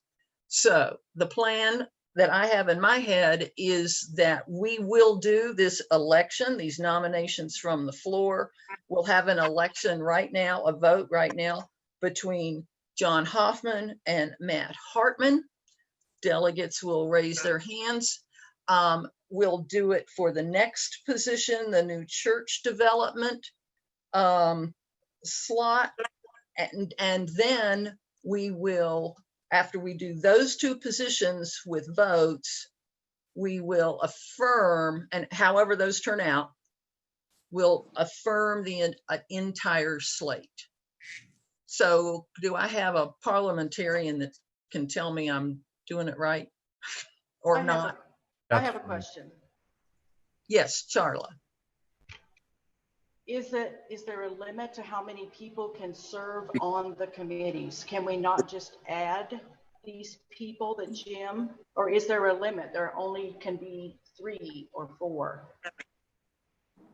Can we just not add them for now and then decide some other process later? I don't want to leave anybody out who's willing to serve. You see what I'm saying? Can we not just add these people to the committee? Right. I hear what you're saying. I'm trying to think and figure out. I don't know the answer to that right at this moment. Les Shanafelt spoke to that issue a minute ago. There are an X number of chairs. That's limited. The number of members that can serve on the team is at the discretion of the team. That's what I'm wondering. Why can't we just put these people on these committees? I'm running up against a time limit here and I have to go. So yeah, I don't want to leave anybody out. I don't want to vote anybody out. I just want, if you want to serve, you can serve on the committee and we'll hash it out later. I would say a new church development, we can have the more the merrier. Carla's motion, if she's going to make that as a motion, is that I will move that. That's what I've been wondering too, and that same question has come up 3 or 4 times. So is that a process thing we can vote on, is just to add these people to the slate as members of those committees as designated, And I wouldn't want to do that without checking in with Jim, but is that a possibility? And I mean, can that be something on the floor to vote up or down? Vicky, this is Jim Therian again, the problem causer. I would agree to that 100% if they Okay. were added to the, not to the board positions or the chair positions, but to the committees themselves. That would be awesome. That would add them to it and then put them on the slate to be affirmed would be wonderful. That's my motion, I guess, or my idea. I will gladly second it. This is Paul Caesar. Okay, it's been moved and seconded, and now it needs some discussion. My discussion is, are we talking about 2 positions or more at this point? And my input would be, as steward's chair, I know Jim Huff. I would be willing to have him added to the list as a steward. Is that one of the names? Yes. That Yes. was one of the 6 names. So Jim, are you talking about all 6 or are you talking about 2? Keeping- At New Church.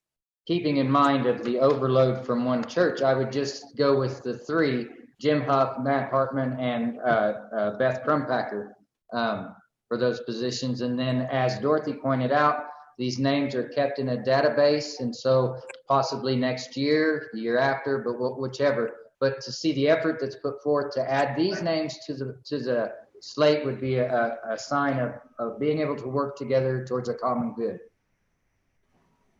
Okay, so we have a motion, we have discussion. Any more discussion? What is the Beth, what position are they doing Beth Crumpacker? I've heard the other 2. That's New church development, Leslie. Okay. What I'm seeing is Outdoor Ministries, Matt Hartman, and we just met Matt. I'm hearing stewards and Jim Hupp. Can you tell us something about Jim Hupp? Vicki, could I divert that to Sonia? She knows Jim Huff and has known Jim for many, many years, and I think she could actually give a better bio for Jim than I could. You may be wrong about that, Jim. I have known him maybe a few more years, but he is a very fine gentleman. I will say that. And if Dave Smith wants him on, he has run a farming operation. He's run it well. Daryl works for him some of the time. I just would, it's not a big bio, but I would just affirm that he could probably do a good job on the stewards. Vicki, Jim Huff has served on many committees here and district or committees here at the Osage Church. He has been a deacon, a head deacon. He has been moderator for our church, moderator elect for our church. He's been worship leader. I think he has served in just about every position available on our board here at the Osage Church and done a fine, fine job. Has been a member in this church for 30, 40, 50 plus years. I don't know exactly, but he's been a very cornerstone in the church. I don't know what else I could share. Can you share, that's fine, thank you. Can you share a little bit about Beth Crumpacker? I worked with Elizabeth Crumpacker. We call her Beth, but her name is Elizabeth Crumpacker at Camp Colorado several times as a counselor in training and also as a counselor. And she has served here at the church on different occasions in areas that I needed assistance. When we did a lock-in, she took charge of the lock-in and carried out the duties necessary there. She is currently a college student and is very interested in how the inner workings of the church and development and that goes. A very Christian-oriented young lady. Many other people throughout the district know her. Cindy Kinnerman knows her from having served with on Cindy's group for camp. A straight A student. I don't know what else to say. Okay, that's good. Thank you. So we have a motion before us. You have You have Lowell raising his hand. Okay, let's hear from Lowell. And Barb had her hand up too, but Go ahead, Lowell. a parliamentarian needs to take care not to intrude into the merits of a discussion, but to talk about process, and I'm trying to do that. But I think earlier I mentioned that we have two different kind of pathways to go down. One is to take nominations from the floor, as our current bylaws allow. The other would be to examine the nature of our process, which is a longer kind of decision to be made. I think I need to make the observation that what you're doing right now is, in effect, under the guise of the first path, it's doing the second. What you're doing here is really bypassing the gifts discernment process, which is a part of our current bylaws. And I make that as a process observation, that by trying to work your way through this in this form, you're bypassing the gifts discernment process. If the conference wants to do that, okay, I make the observation. I got that. Can you help me dig do you have an alternative? Can you help me dig myself out of this hole that that we've fallen into? Can we make this so that it's not precedent setting, but that it's in some way addressing our current need, and not dissing the work of gifts discernment, because I don't want to throw out their efforts and how they're working. But that's what this is doing to a certain extent, but it actually seems to me to be a reasonable kind of path. Can I get away with that for one time and not throw anybody else under the bus? You're the moderator, sister. Vicki, as the person as the person watching the screen for you, you've got a whole bunch of people wanting to talk again, and we're going down paths and repeating it down and down and down. So yeah, no, okay. All right, we got a motion. Hey, where's my parliamentarian? Can you come back? That I have to act on, right? And yes. However, the body vote, you can allow more discussion, you can call discussion, and if people don't want discussion to be called, they can vote down your ruling. Okay. Can the motion be amended to say a one time only? Point of order. How's it Spencer with Topeka Church of the Brethren, how's it one time only if we're exercising something that's in the bylaws? Bylaws. Barbara? The slate is in the bylaw, and that's what Lowell is trying to tell us. We can go to slate, Vicki, and we can have a vote. That's in the bylaws. You do anything more than this, what's preventing another church to bring 6 names next year and year after that? Because now we would have precedence. Right, that's what I'm trying to avoid. I think we need to go to slate. Clarification, slate is in the bylaws, but with the provision for nominations from the floor. We have provisions for nomination of the board, which means then it comes a ballot for positions. That's what I'm meaning. I'm sorry. That's what I'm meaning. Okay. We have a slate. We have positions that have been presented forward. I think if we create new places at the table, then I think that's for the committee to say, each committee team to say, I would like to add another person to this, or we're unbalanced and we don't have youth. We would like to have a youth. Could you search for one for us? That's when we go back to the nominating committee. Well, I guess all due respect though, but what I'm saying is the process is there to do this.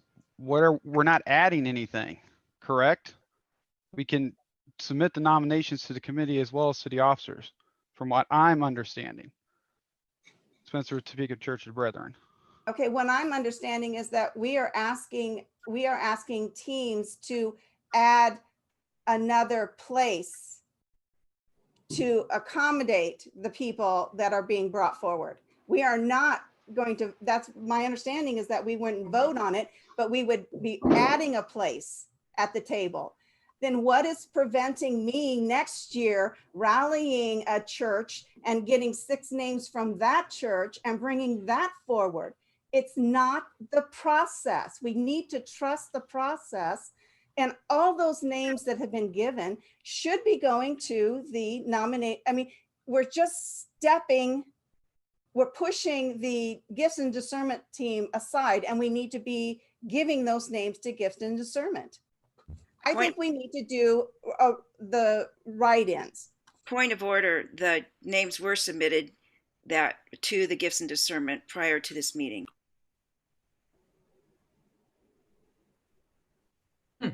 You're muted. So, Vicky, Sister Vicky, Sure, Ken.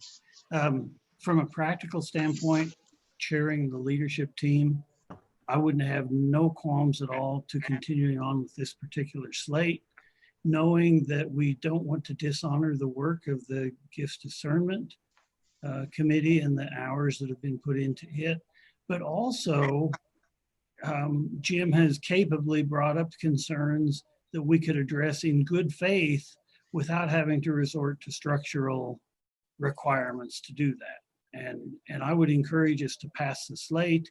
To work with that, I will commit myself as chair of that leadership team to see that that discussion takes place and continues to take place. If we're working with one another in good faith, I think that's a possibility. Okay. There's one more person that has had his hand up all along and has never gotten to speak, and it's Noel. Okay. And then everybody else, I think we're going to have to move on. Let's hear from Noel. Okay. It's my understanding that through the slate process, we select a given member of leadership team members for the district and the chairs for the various leadership teams. It's also my understanding that the leadership teams can appoint committees to work on problems underneath them. Is that correct? If so, why couldn't these people be added by the appropriate leadership teams to committees to join in the work, and then let the regular process of the nominating committee work to eventually get some of these people that are interested, review them, and probably get them on leadership? Can I amend my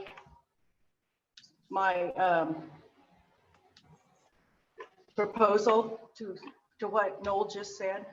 That these people, we approve the slate as it is, and then the people that are interested can be on a committee appointed by the leadership of that team.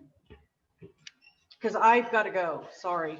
Okay, your second needs to agree to that.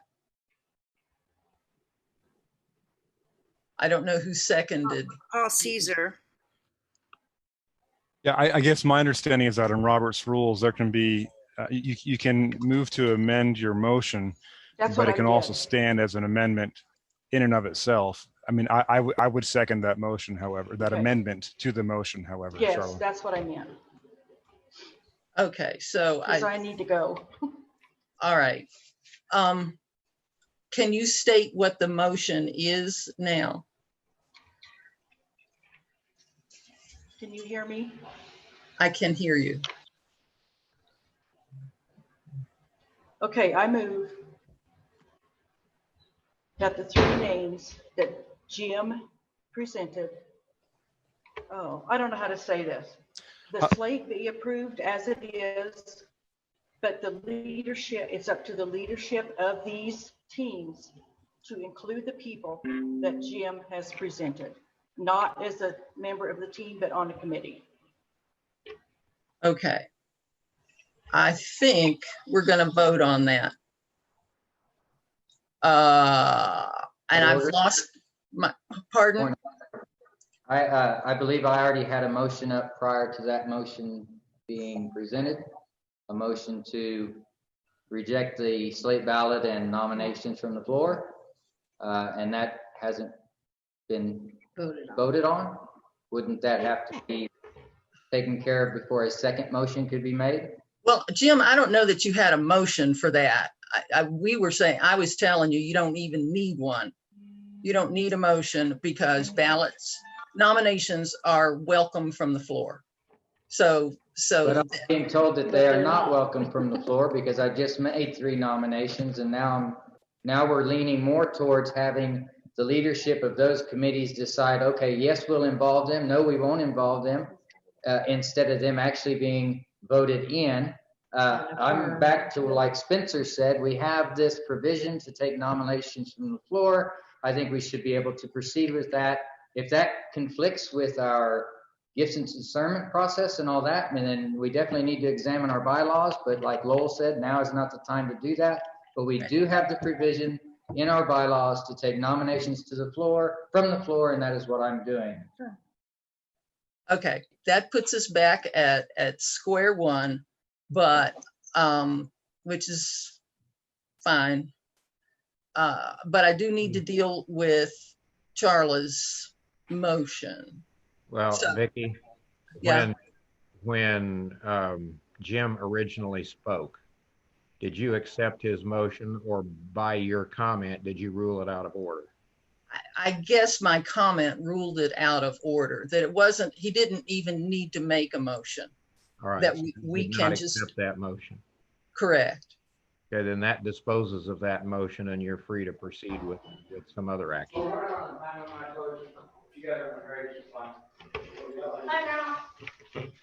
Okay, I think I'm gonna have to go, so. Okay. Thanks for hanging out. Question, if Charla leaves, what's they do with the quorum? We still have a quorum. Oh dear. We have another person from the same church, so it's still a quorum. I'm still Quitter Church, same church. We're still good. Okay, so we have all, Janice can vote. we have the congregations represented. Vicki, I would- can I just make a clarification? Yeah, Sorry, this is Joanna, district office. So from what my understanding, there are 2 things that we can be voting on. We can be voting on the slate as it is, or affirming it is what we usually do. Or we can be taking nominations from the floor. And I just want to make sure, we keep saying John Hoffman would be against, I don't like that word, but Matt Hartman. Marla is also up. She does, as a leadership team chair, she also has to be voted in or affirmed for her next term. And so she is also, you'd have to choose right there. And also, I wondered, because our internet went down, so I don't know if it was said, but if Marla and John were able to share what their job description is, and so that Matt is aware in that position of what he would be expected to do, and the job description for each of those people, if they know what that is. we did job descriptions and we did talk about John and Marla. And so I think we've covered that ground. Thank you. But we do need to, I think, still vote on Marla's motion. So I cannot see everybody right now. So Leslie, I'm gonna call a vote. All those in Can I ask, before you do that, just a second? There are people on the phone, so I'm going to ask everybody to be quiet and just raise their hand, because then I have to ask for the people on the phone. Okay, that's okay. Right. Okay. You have a question in the chat box that's asking you what you're voting on.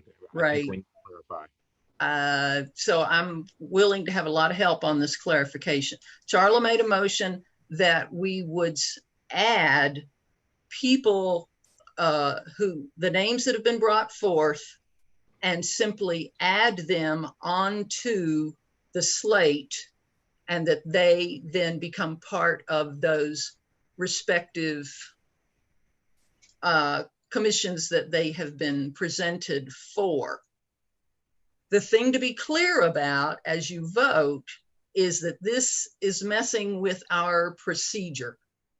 And it's, there's a lot of things, I'm going to talk and I probably shouldn't. There's a lot of things that are pluses as a nice compromise for what she has put out, but it creates systemic problems for our bylaws and our future processes. So there's an interesting tension going on here. So I'm hoping you're clear about that. I asked the body to— Point of order. No, we're not. Point of order. What did I do now? What? That's not how I understood that. I'm wondering if Paul Caesar can tell us what he agreed to as a second. My understanding, it was to approve the slate, and then the people that were named are subcommittees, according to what each committee wanted to do. Okay. I think that's what I was trying to say. Okay. Yeah, that's how I understood Charlotte's motion, actually. Okay. And I'm hoping that's what I said. All right. Are we still relatively clear? Can I get you to vote? All those in favor of Charla's motion, put Hang your on. hand. Point of order, Independence Church, Kay Hensley. I am not clear. It's on. Oh, sorry. Needs clarification. She's not clear what we're voting on. I don't know how the motion reads. We have a clerk. Can we have it read? So you maybe can sympathize with my trying to track this conversation. I do.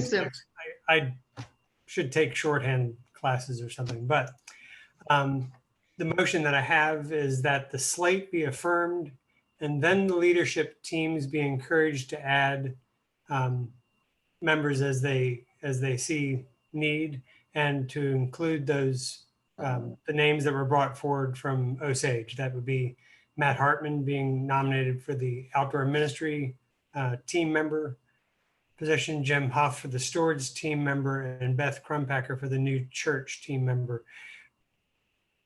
Charla's motion, as I have it though, is that the slate be affirmed and then the addition of these folks be a function of each of the teams, that the chairs of the teams would attend to adding members to their teams. An earlier version of the compromise, the motion under discussion, was adding these three people to the slate as to be affirmed by the conference as members of the teams on the slate. And was there not a motion for that So at some point? let me ask. You don't talk in that. I'm sorry. So did, Yeah, so that motion got amended to be the motion that is currently on the floor. can you ask Paul Caesar which one of those he thinks he seconded? Well, this is Paul. I seconded both of Charlotte's motions simply to get the conversation going, so that we could actually delve into the details about how to make this happen. So the one currently on the floor is the one that I read first, which is that we proceed with the slate as it is, and then separately the leadership team members, the chairs of the teams, add members to their teams as they see need. As recommended. And as recommended by the conference body. Vicki, some clarity. You had asked me if I had agreed to, I can't remember her name, she had to leave. Charla's proposal or her motion, and I agreed it. And then now that you're amending it, are you going to ask me again if I agree with that or not? Because I do not agree, because that there again gives us the slate that we have right now. And then it leaves the decision up to the leadership teams to maybe bring these people in, maybe not bring these people in. And that voids our ability to nominate people from the floor. So we're back to this, you know, the intention of me, whether you said I needed a motion or not, I wanted a motion to open up nominations from the floor. And that just got shot down and pushed aside or whatever through, by you not saying that I needed to make a motion. I really think that we're way off from where we originally started. And we have this provision for nominations from the floor to go onto the slate. I believe we should still continue with that. That's, Jim, that's where I understand that we will end up after we do something. Well, depending on how the vote goes on this motion from Charla. Okay. If the motion from Charla passes, then what's done is done. If the motion from Charla fails, then we go back to you making the nomination from the floor, which needs no motion. It's fine. You don't need a motion to make your nominations from the floor. We're back right at the very beginning. Does that make sense? No, it does not. We're all three of us, Independence and Osage, we're all confused because, you know, we're off on another area, and my intent was to make this nominations from the floor dealt with before we get to this other issue. And now we have a motion that is going to basically accept the slate like it is, and then maybe these people will get on, maybe they won't get on. I don't understand how we have a provision in our bylaws to nominate people from the floor and we're where we're at right now. We shouldn't even have this. We should be able to nominate people from the floor. It goes on the ballot, we do a vote, and then it's done. Right. We got a motion and efforts to accommodate what you're talking about in a different kind of a way. And that's what I need to deal with first. And so then am I supposed to vote yes, vote no? I'm totally confused because I would suggest, don't tell anybody. I'm not supposed to do this. Is I would suggest that we vote down Charla's motion, and then we go back to what you're talking about, and we do the vote on the slate. Point of order, parliamentarian, is that acceptable? That's the cleaner way to do it, actually. Okay. Okay. All right. But, well, I could make a longer, if it's okay, I won't try to give the long explanation of what I just said, but. We have one hand up. And I guess to finish this, are we going to let Noel speak again, or are we going to move on? No, I want to move on. This is getting too painful for everybody, I think. So Charla's motion is before you. It's been seconded. We need to vote. So raise your hand if you are in favor of Charla's motion.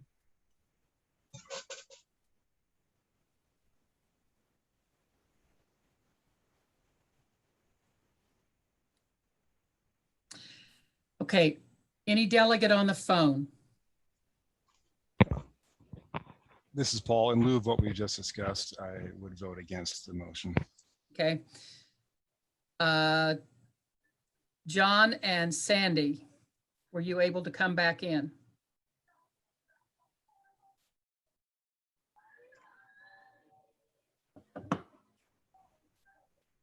They were having internet, they were getting kicked off their internet.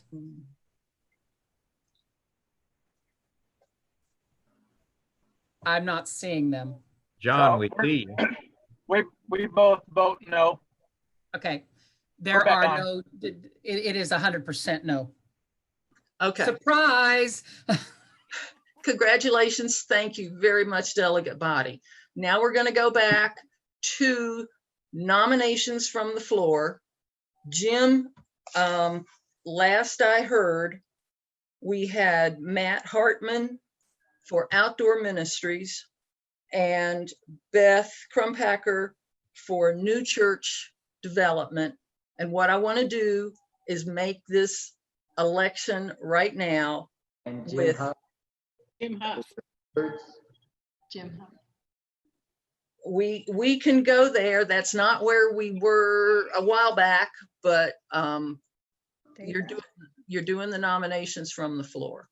Let's so I'm seeing an election right now between John Hoffman, Outdoor Ministry Co-Chair, and Matt Hartman.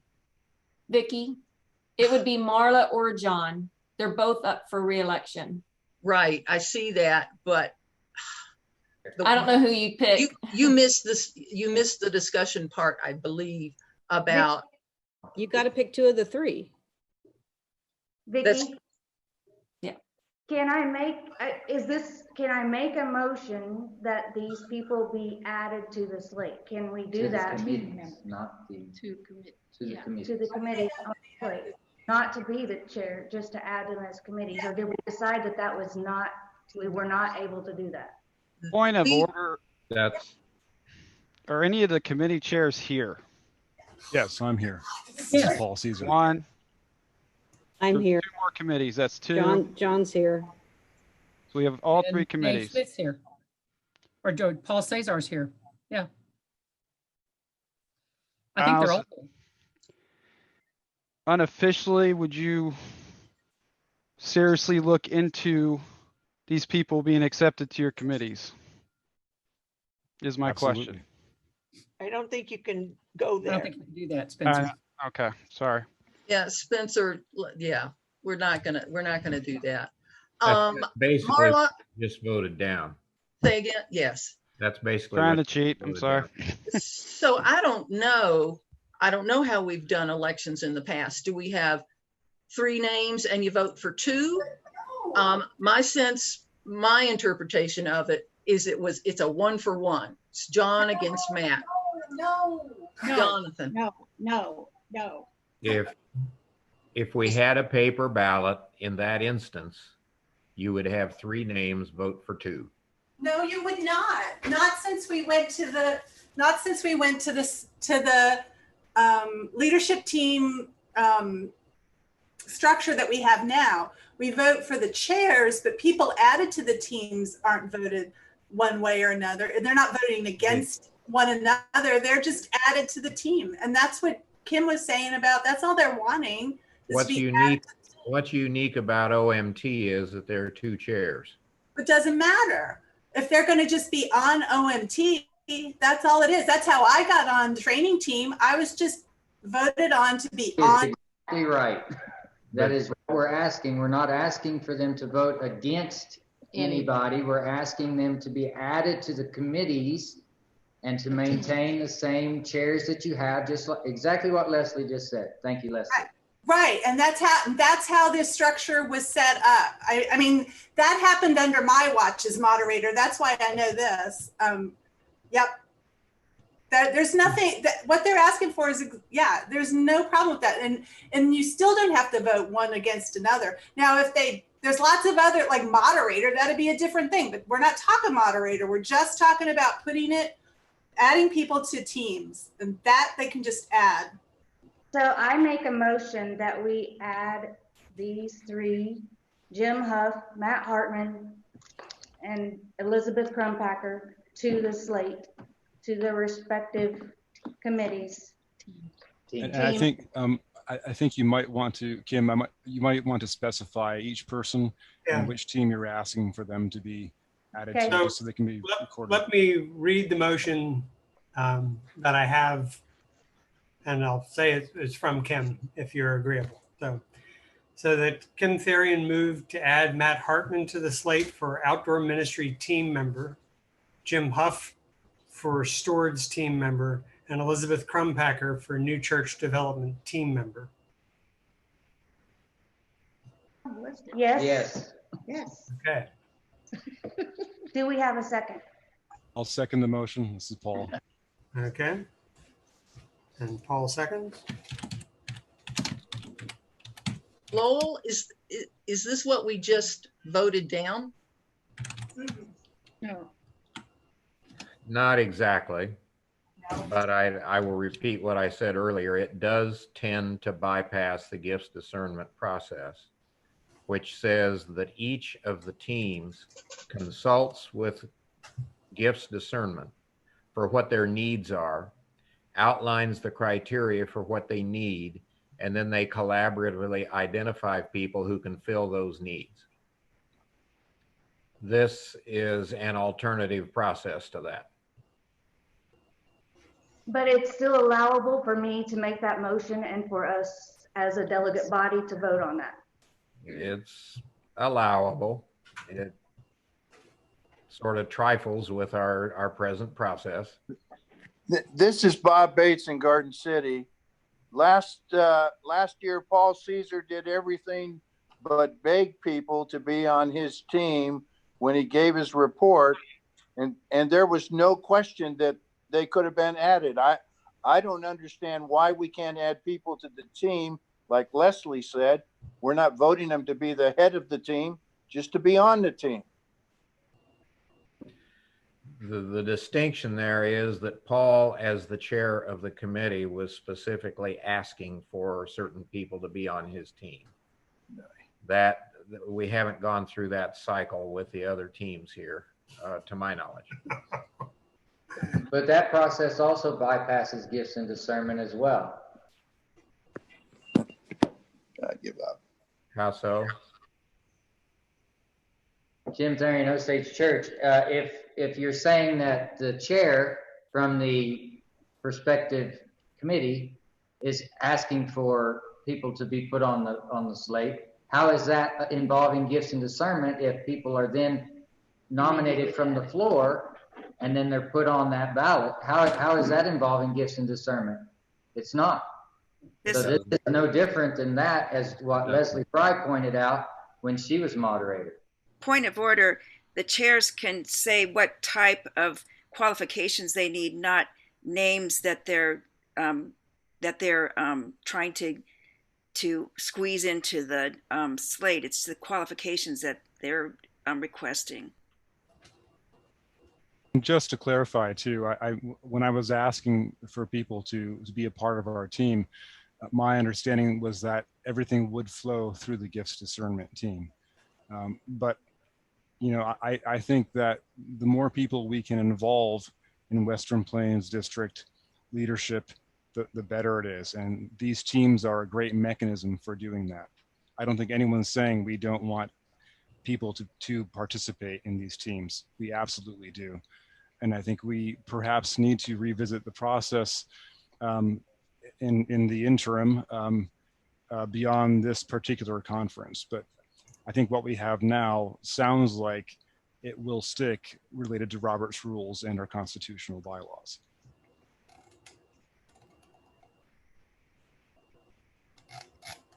Les Schennefeld's trying to say something. Well, I am inclined to stop the conversation at this point, and we need to take some action. Kim had a motion and a second. Can you read, Jonathan, her motion? Yes, so the motion is to add Matt Hartman to the slate for outdoor ministry team member, Jim Huff to the slate for stewards team member, and Elizabeth Crumpacker to the slate for new church development team member. Okay. Any discussion about that? Are you ready to vote on that? I can't tell. So Leslie, can you give me feedback? I'm getting some thumbs up. Okay. All right. Let's vote on that motion. All those, pardon? Go ahead. All those in favor, hand up.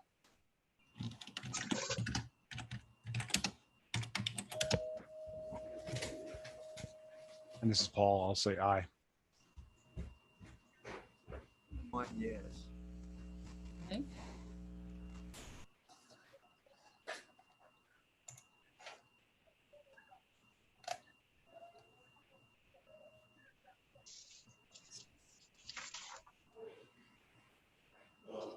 John, do you and Sandy want to vote? Or do you want to text, you want to chat it to me or what? We are on. We see ourselves and we see everybody else. Oh, okay, so you were out there voting? Okay.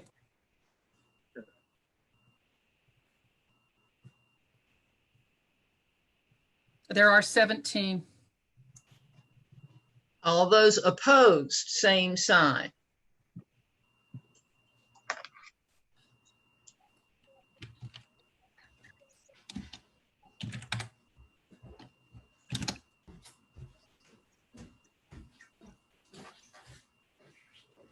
Eight opposed. 8 opposed. So the motion has passed. I believe we still, so those folks have been added to the slate. I believe we now still need to affirm the entire slate. So and we don't need a second for that. Is there discussion? All right. Yes. Wait a minute, Noel has discussion. Did we just add 3 new people, 3 new positions to the leadership team, which I thought Lowell said earlier was restricted to a certain number? Not to the team, but to the committees. Teams, not the leadership team, just the teams. They are part of separate ministry teams. They are not the chairs, but they are additional members to those teams. Okay. There's a certain number of teams. Each team has a chair, and then teams can have however many members as we affirm. Correct. That's correct. Okay. Thank you. Yes. All right. All those in favor of affirming and celebrating those called to serve, put up your hand. Dallas Wine, yes. Paul Caesar, yes. Or the New Mexico Cemetery, or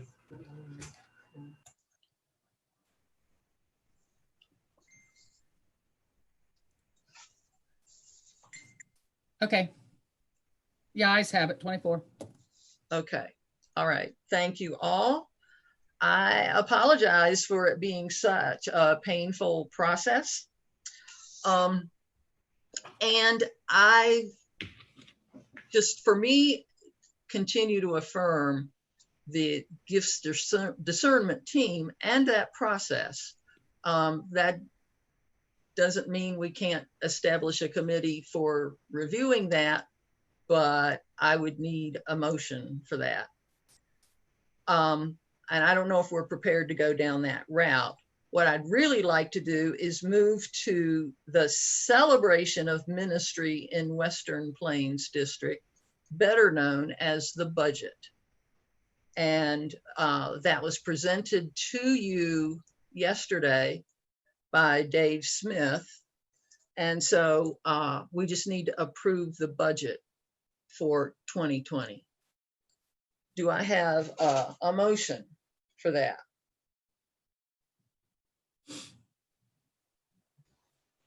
I'm a delegate, I'll make a motion. Okay. Do I have a second to approve? I'll second that. All right, seconded, thank you. And now discussion on the budget.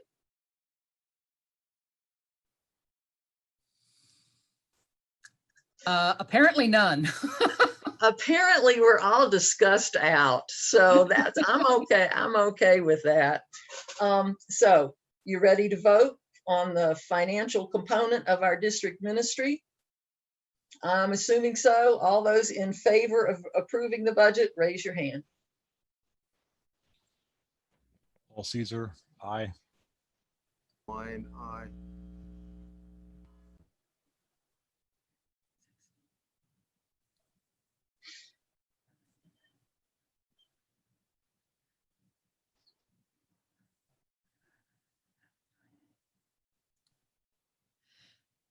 28. All It right. passed. The budget has passed. Many thanks to the stewardship team. Oh, yeah, it passed. We just didn't do opposed. Ken, what I have next is the New Mexico Cemetery, and I told Gail she gets to practice this piece of business. So Gail, are you still there? What an opportunity and what a privilege to jump right into this group of delegates. And Ken, can you tell us what the proposal is for the district? I can. You had a brief introduction to it earlier. The leadership team is asking your approval to approve transfer of the Miami, New Mexico Cemetery property of 2.23 acres from Western Plains District to the Miami Cemetery Board. And since this is coming from a leadership team, is that correct? Then it would not need a second? That is correct. So is there any discussion about this motion of a cemetery being transferred? I'll move my screen to see if I can see any. I don't understand what you're talking about. What cemetery? So Friday afternoon, Ken had this big discussion about, wasn't it Friday, Ken? Yes, it was earlier today. Earlier today. Yes. So there's a piece of property that belonged to the Miami congregation. Miami congregation no longer exists. The cemetery is being passed to another individual who's going to take care of the property. Oh, okay. That's nice. It's actually a cemetery foundation they put together because they had family members in. There are brethren names that we would be familiar with, including Eikenberry in particular, but several other names. The church building was purchased and moved off-site, and the property was also sold with the exception of the 2.23 acres. That is a landlocked parcel in a huge ranch, 170,000 acres of ranch or so. And the cemetery group that was formed is committed to work with the ranching folk to accommodate continued access into that property. And that's what spurred the original concern to begin with. They had family members there and they weren't certain they could assure continued access. Thank you. Is there any other question or discussion? And I'll move my screen. Seeing none, I ask the delegates to, if you are in favor of this motion, raise your hand. Dallas Wine, yes. Okay, Dallas Wine's a yes. Caesar, aye. Caesar's a yes. And all opposed to this motion? Wait a minute. So sorry. Okay, put your hands back up. I lost count. There's 3 screens, Gail. Right.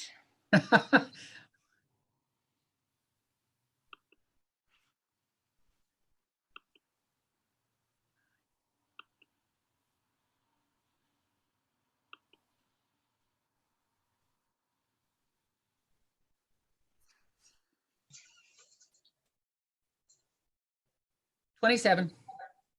And you can lower your hands, and anyone opposed to the motion, please raise your hand. And I'm screening through, seeing or hearing none, so the motion passes.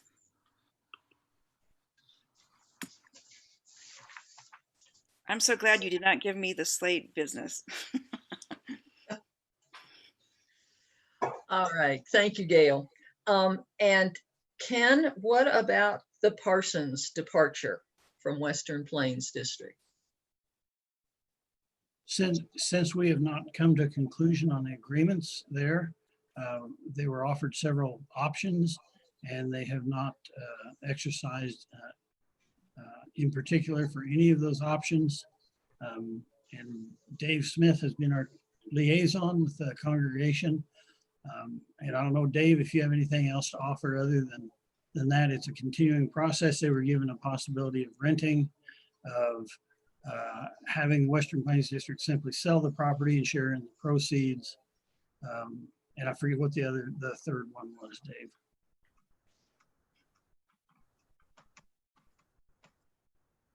I think this is really two parts. The first part is they have left the district or they resign.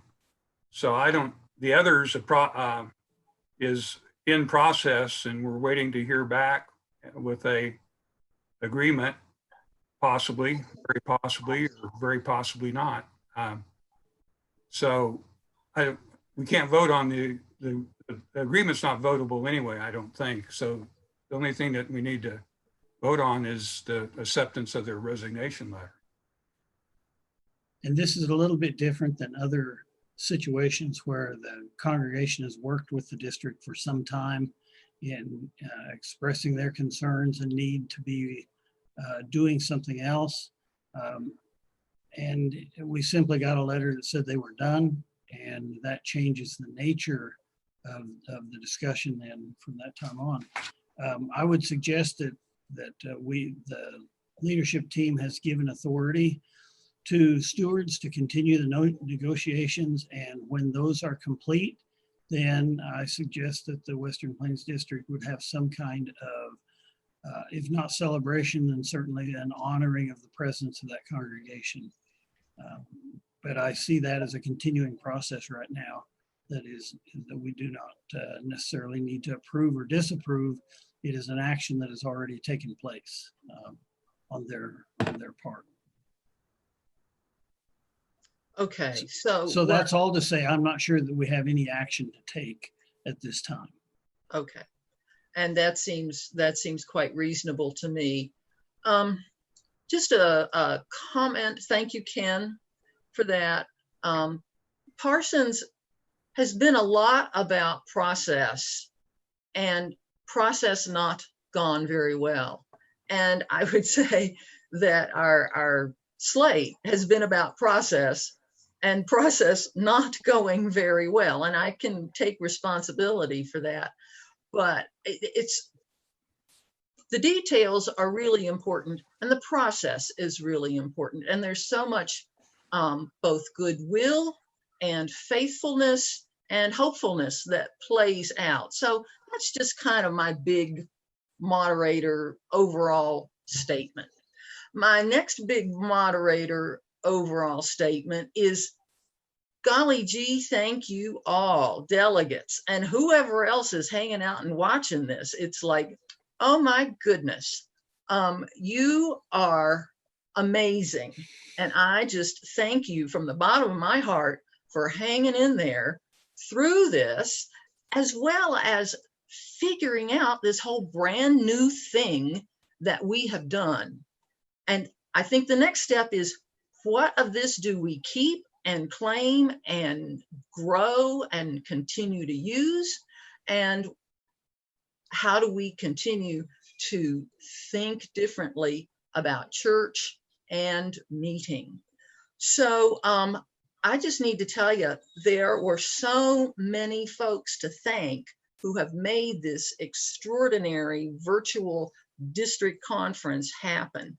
And you've heard and seen from a bunch of them, but there was also the planning committee from the very beginning who had to deal with the shock of, oh my goodness, we're going virtual. Because I can tell you, a year ago, we were not thinking this. So my thanks to Diane Patton and Carolyn Schrock and Jonathan Fry and Nancy Davis and Sonia Griffith and Joanna Davidson Smith and Gail Arisman Valletta, and me too. And the communications team that has worked triple time to make this happen. So my heartfelt thanks to you delegates, to that team, and to so many of the other folks that have worked to make this happen. So I can't tell you exactly how excited I am to turn the gavel over to Gail. So we're going to see, Gail, where are you? Say something and pop up on my screen. Gail Arisman Valletta is your moderator-elect Right and beside you. soon to be moderator right here. So here I have the gavel, which I am going to, you're down in the bottom left of my screen. So I am gonna shove this through, this handle through to you, and I sure hope you can grab it. Yours. Well, thank you, everybody. Behind Vicky is a plaque that has the fruits of the Spirit. And so that's your gift. So this comes from my late father-in-law, who made these with all of the fruits of the Spirit. So that is part of Vicky's theme. And so thank you, Vicky, for making us look at pietism and journeying together with us in a way of reclaiming and reframing and getting our heritage back where we can have it full and front and center. Part of the task of the moderator is to pick a theme.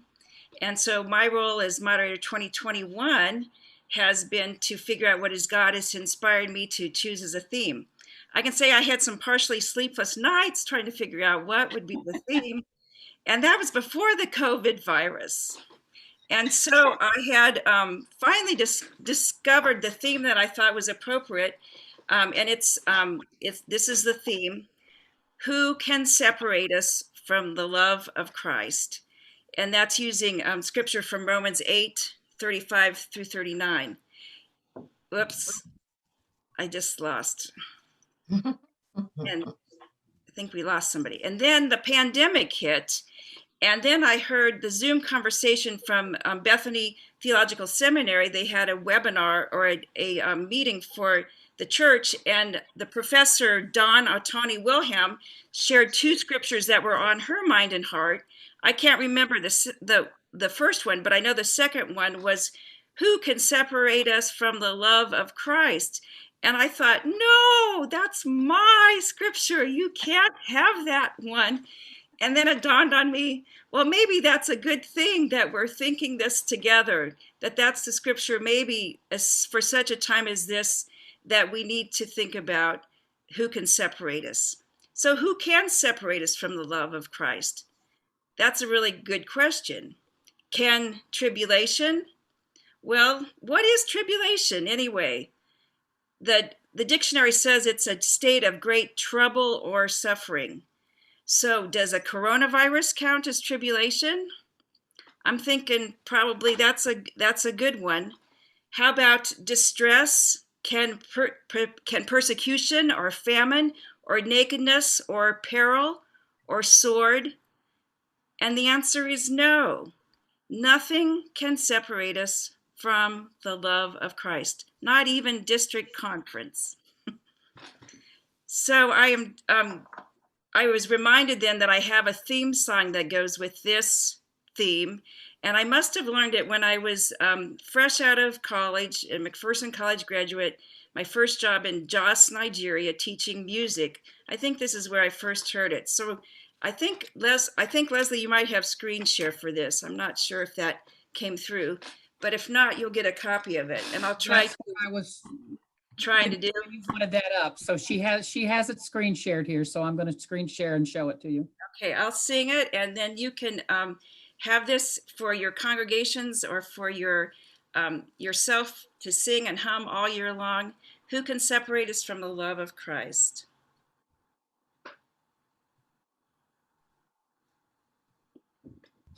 Go ahead. Can separate us from the love of Christ? Who can separate us from the love of Christ? Can tribulation or distress? Can persecution or famine or nakedness or peril or sword from the love of the Lord. Who can separate us from the love of Christ? Who can separate us from the love of Christ? So I invite you to join in whatever fashion you find ourselves in 2021, July 22 through 25, and hope to see all of you at district conference.